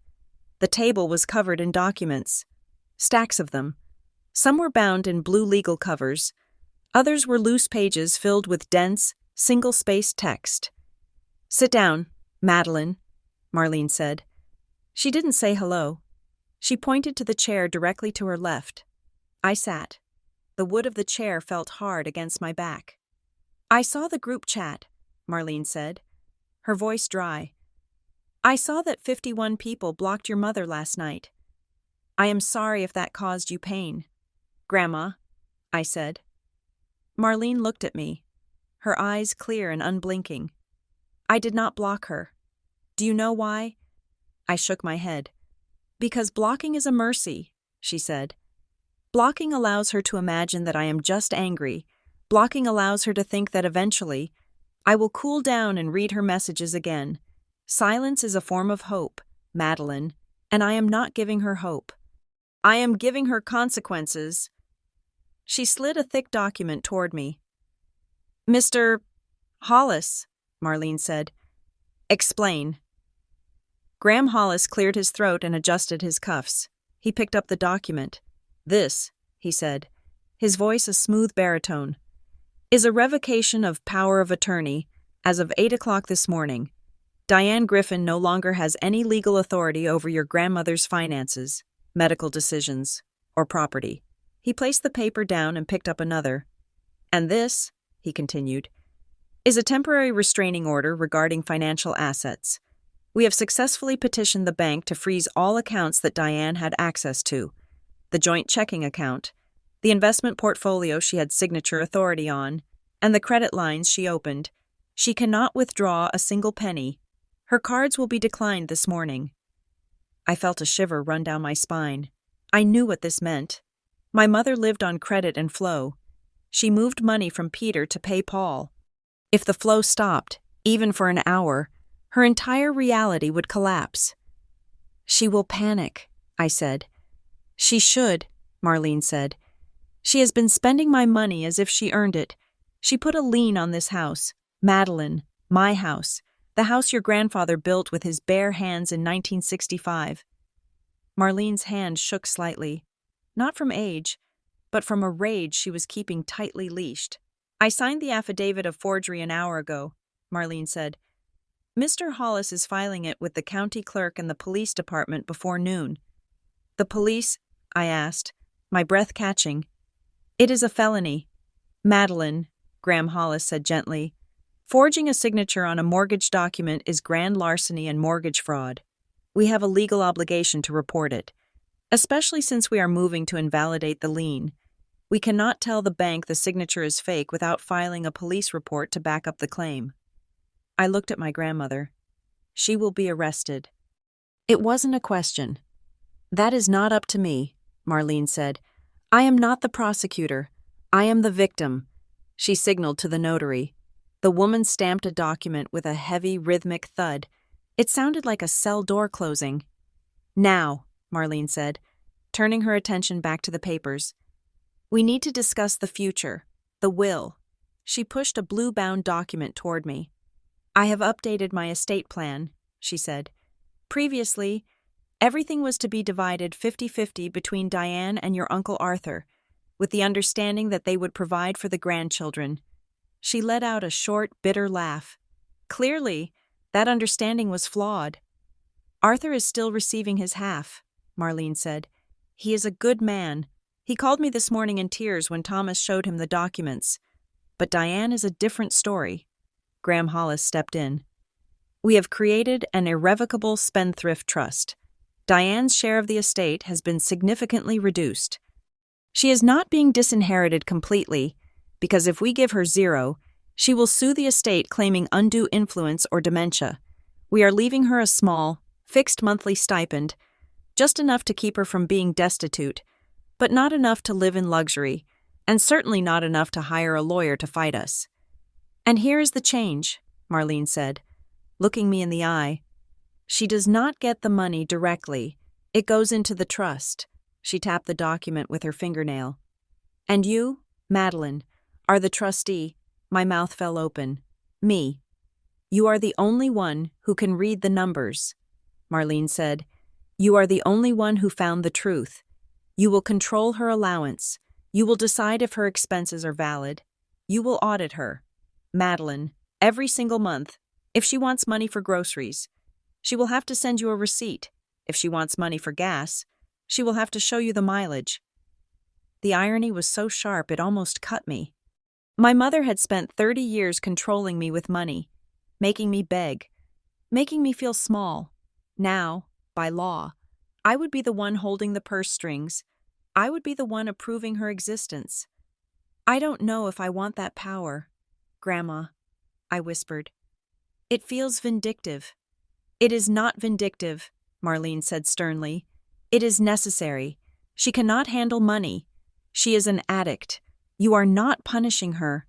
You are managing her, just like she tried to manage you." She reached into her purse, the old leather handbag she took everywhere, and pulled out a white envelope. It was yellowed at the edges. The paper looked old. "There is one more thing," Marlene said. Her voice softened, losing its hard, legal edge for a brief moment.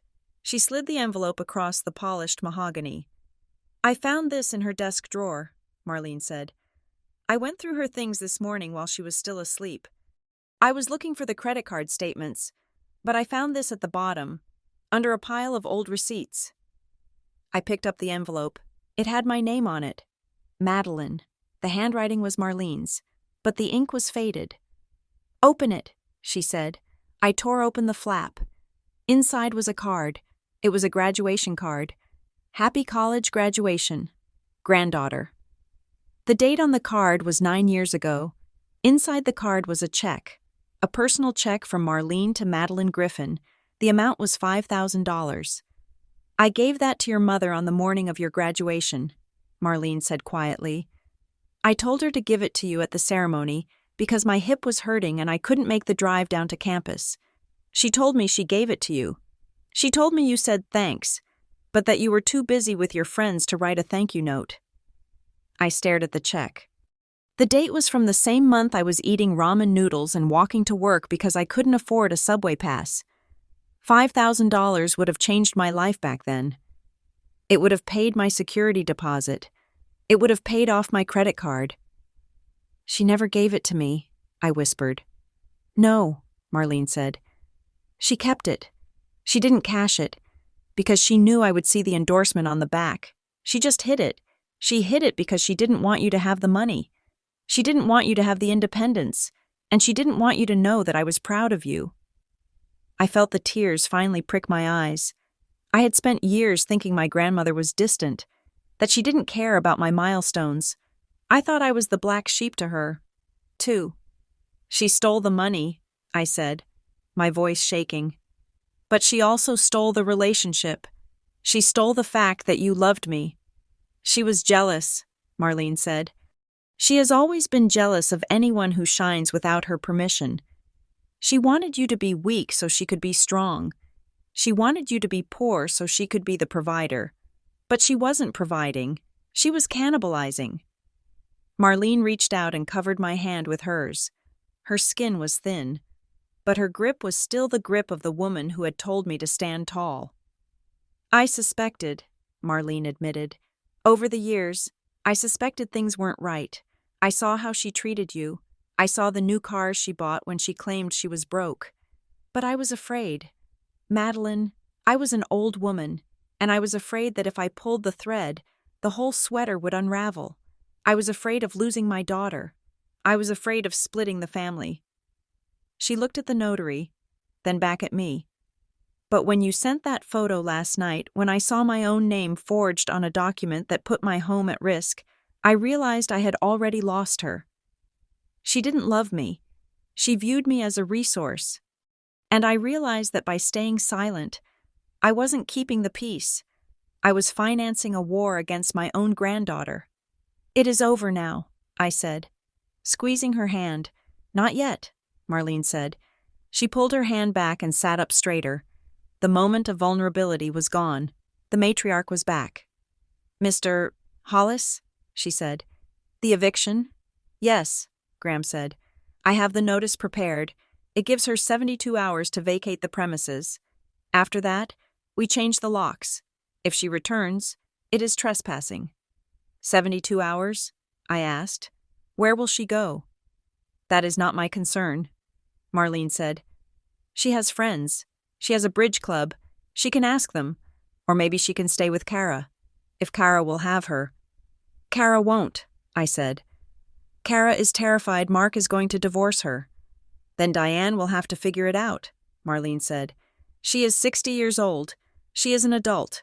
It is time she started acting like one." I looked at the pile of documents, the revocation, the trust, the affidavit of forgery, the eviction notice.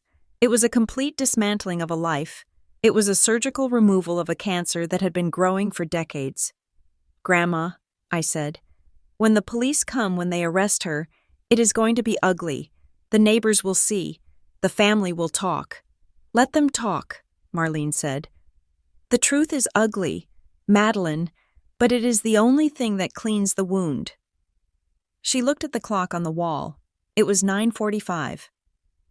"She is calling me," Marlene said. She nodded toward her cell phone, which was lighting up on the sideboard. "She has called 6 times since you arrived. Are you going to answer?" I asked. "No," Marlene said. "Mr. Hollis will answer the next one. He will inform her that all communication must go through his office." She picked up the graduation card, the one with the 9-year-old check, and handed it to me again. "Take this," she said. "The check is void now, obviously. I will write you a new one today, with interest. But keep the card. Keep it as a reminder that you were never the failure. You were the threat." I tucked the card into my purse. It felt heavier than paper should. "Is this it?" I asked. "Is this the end of it?" Marlene looked at me, and a small, cold smile touched her lips. It was a smile I had never seen before. It was the smile of a chess player who sees mate in 3. "Oh, no," Marlene said softly. "This is just the paperwork, the police, the eviction, the trust that is the standard response.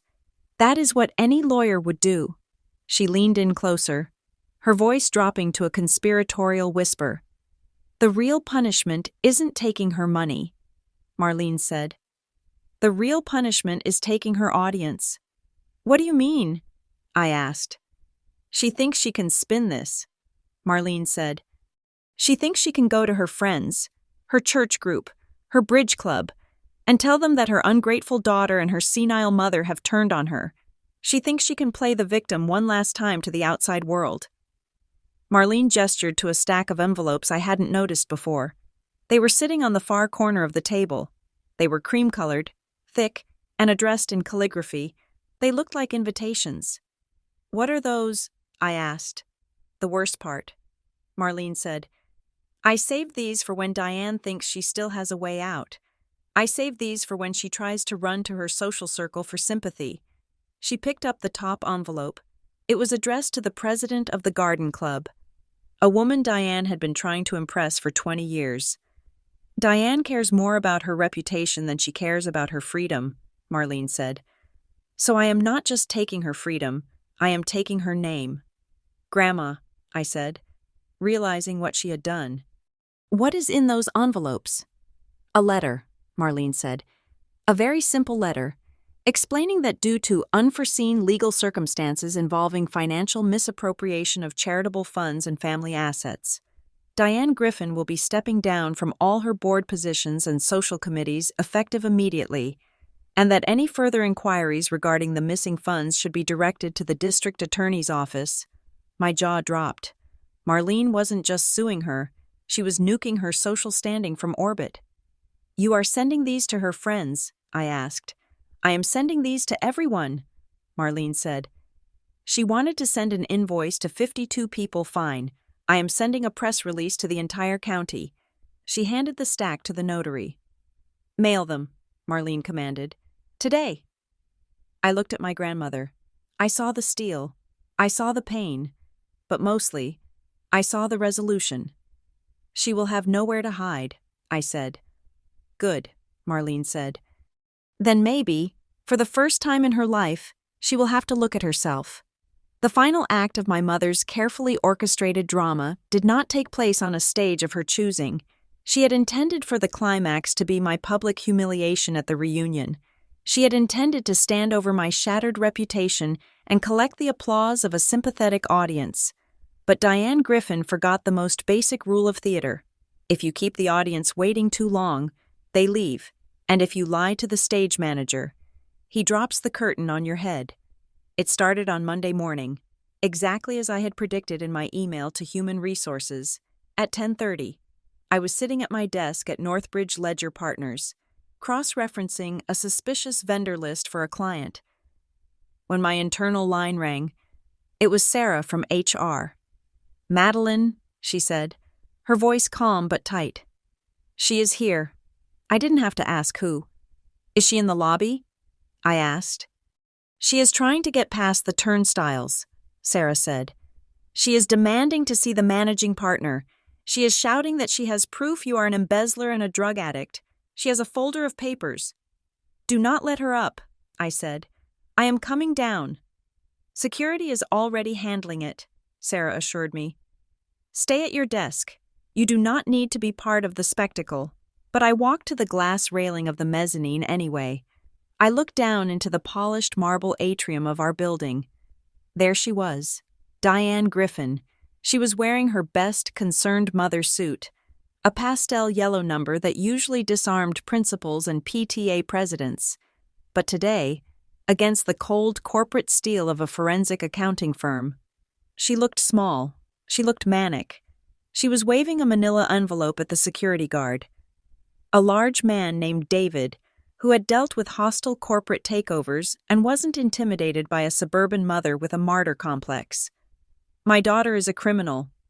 Diane's voice echoed up the atrium, bouncing off the glass.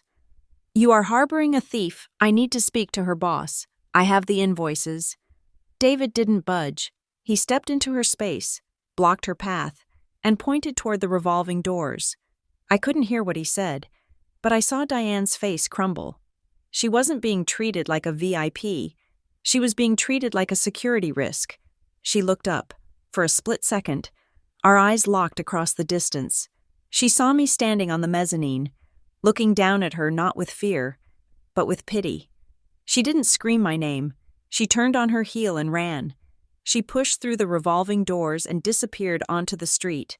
She realized she couldn't touch me here. I was protected by protocols and badges and a reputation for excellence that she couldn't dismantle with a rumor. So she went for the target she thought was soft. She went for the old woman in the wheelchair. My phone rang 10 minutes later. It was Graham Hollis. "She is heading to the lake house," Graham said. "She just called your grandmother's landline and screamed that she was coming over to settle this once and for all. She thinks she can force Marlene to sign a retraction." "I am on my way," I said, grabbing my keys. "Drive safely, Madeline," Graham said.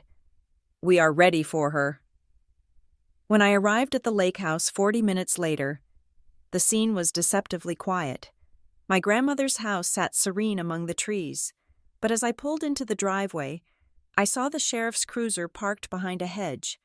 Out of direct sight from the road, Graham Hollis was standing on the porch. The front door was closed. Diane's car came screeching up the driveway 2 minutes after me. She parked crookedly on the lawn, tearing up the grass. She got out of the car like a storm making landfall. She had abandoned the yellow suit jacket. Her hair was wild. She was holding a stack of papers, presumably the new power of attorney documents she had typed up in a frenzy. "Where is she?" Diane screamed, marching up the steps. "Get out of my way. Graham, this is a family matter." "It ceased to be a family matter when you committed a felony." "Diane," Graham said, blocking the door with his body. "I need to see my mother," Diane yelled. "She is confused. You have brainwashed her. Madeline has poisoned her against me." She tried to push past him. Graham didn't move. "Open the door," Diane shrieked, pounding on the wood. Mom, listen to me. Open the door." The door opened. But it wasn't Graham who opened it. It was Marlene. My grandmother sat in her wheelchair in the doorway. She looked frail. Yes, but her eyes were burning. Behind her stood the county sheriff. "I am listening." "Diane," Marlene said. "Mom."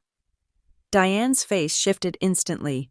She dropped the aggression and adopted the tearful, pleading mask. "Oh, thank God." "Mom, you have to sign these papers. These people, they are trying to take the house. They are trying to say I stole from you. You know I would never do that. You know I was just handling your affairs. Just sign this paper saying you authorized the loan, and it all goes away. Please, Mom. For the family." She held out the pen. She held out the lie. Marlene looked at the pen. Then she looked at the sheriff. "Deputy," Marlene said, "please play the recording." The sheriff held up a small digital recorder. He pressed a button. The sound of a phone call crackled into the crisp morning air. It was a recording from 2 days ago. I recognized the date immediately. It was the day before the reunion. Diane's voice. Janice, I need you to notarize it today. I don't care that Mom is in the hospital. Just stamp it. Janice's voice. Diane, I can't. If she doesn't sign it in front of me, I could lose my license. Diane's voice. She won't know. She is senile. Janice. She doesn't check the property records. I just need the money to cover the credit cards before Madeline finds out. I will pay off the loan when Mom dies and we sell the place. Just stamp the damn paper. Do you want me to tell your husband about the casino debt? Stamp it. The recording ended with a click. The silence on the porch was absolute. The birds had stopped singing. The wind had stopped blowing. Diane stood frozen, her hand, still holding the pen out to her mother, began to tremble violently. She looked at the recorder. She looked at Janice, the notary, who I realized must have turned state's witness to save her own skin. You recorded me, Diane whispered. You trapped me. I gave you a chance to confess, Marlene said. I asked you yesterday if you forged it. You lied. Now, the state has the truth.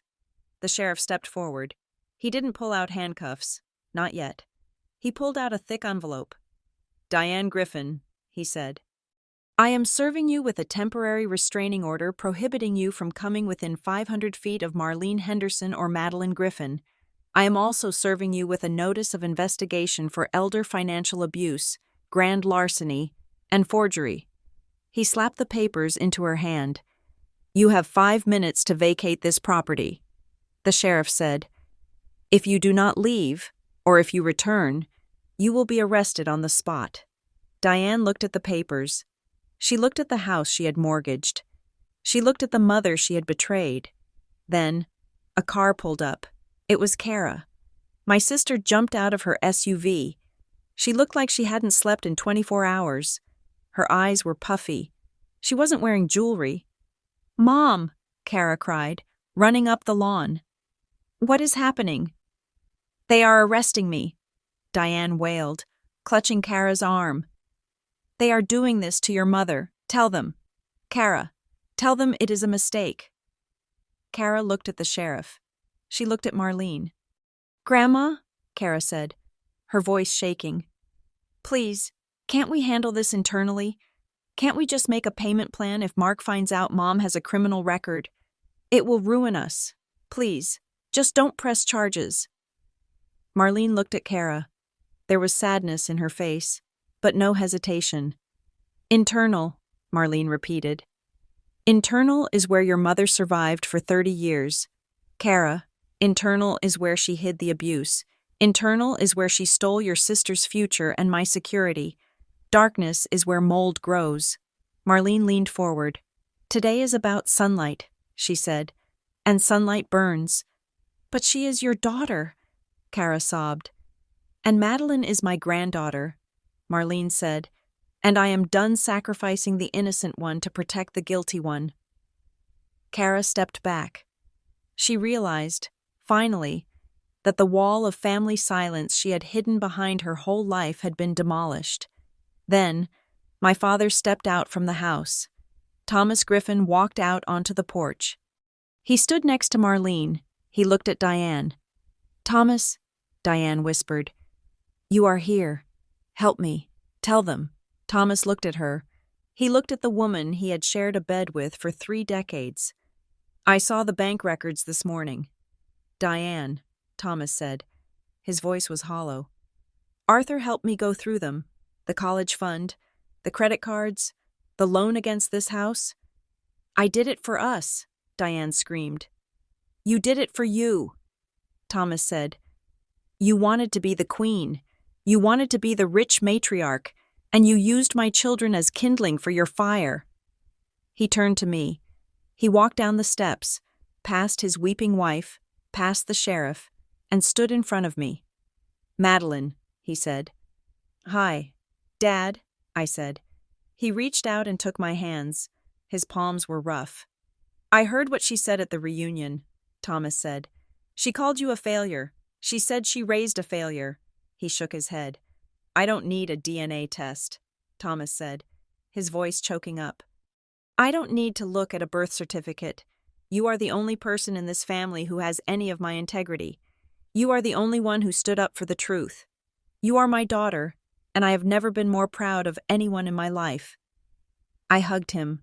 I hugged him right there on the lawn, while my mother watched her last ally defect to the other side. Diane let out a sound that was half scream, half sob. Fine, she yelled. Take her. Take the traitor. She is the one who ruined everything. She is the one who sent the bill. I pulled away from my father. I turned to face Diane one last time. No, Mom, I said. I didn't send the bill. I pointed to the papers in her hand, the restraining order, the criminal investigation, the eviction notice. You sent me a spreadsheet labeled Cost of Raising a Failure to prove I was worthless, I said. You wanted to quantify my life in dollars and cents. I took a step closer to her. The sheriff tensed, but I didn't move past the boundary. Well, I said, you sent a bill for your services. Now you are receiving the bill for your actions. I looked at the stack of legal troubles in her hands. That, I said, is the cost of being a mother who eats her young. Diane opened her mouth to speak, to curse, to beg, but I cut her off. And one last thing, I said. Do not contact me. Do not call me. Do not email me. Any communication goes to Mr. Hollis. If you try to contact me, or if you try to harass me at work again, I will not just settle for the fraud charges. I will personally hand-deliver the tax evasion file to the IRS agent who audited me 2 years ago. I still have his card. Do you want to add federal prison to the list? Diane closed her mouth. The color drained from her face. She knew I wasn't bluffing. She knew I had the folder. Get in your car, the sheriff said. Diane looked at us. She looked at the house she was barred from. She looked at the family that had finally excised her. She turned, got into her car, and reversed down the driveway. She clipped the mailbox on the way out. Knocking it into the ditch, we watched her go. We watched the dust settle. It is over, Marlene said from the porch. No, I said, looking at the clear blue sky. It is just beginning. The epilogue. 6 months later, recovering from a nuclear explosion takes time. The radiation lingers, but things grow back. I spent the first 3 months fixing my credit. With Marlene's testimony and the police report, the credit bureaus removed the fraudulent accounts. My score jumped 200 points in a week. It felt like breaking chains. I moved out of the row house in Manayunk. I bought a small place in the suburbs, not too far from my dad's apartment. He is renting a 1-bedroom now. He is learning how to cook for one. He is learning how to live without walking on eggshells. We have dinner every Sunday. He makes burnt lasagna, and we laugh about it. Real laughter. Not the nervous tittering we used to do to keep the peace. Kara is separated. Mark moved out.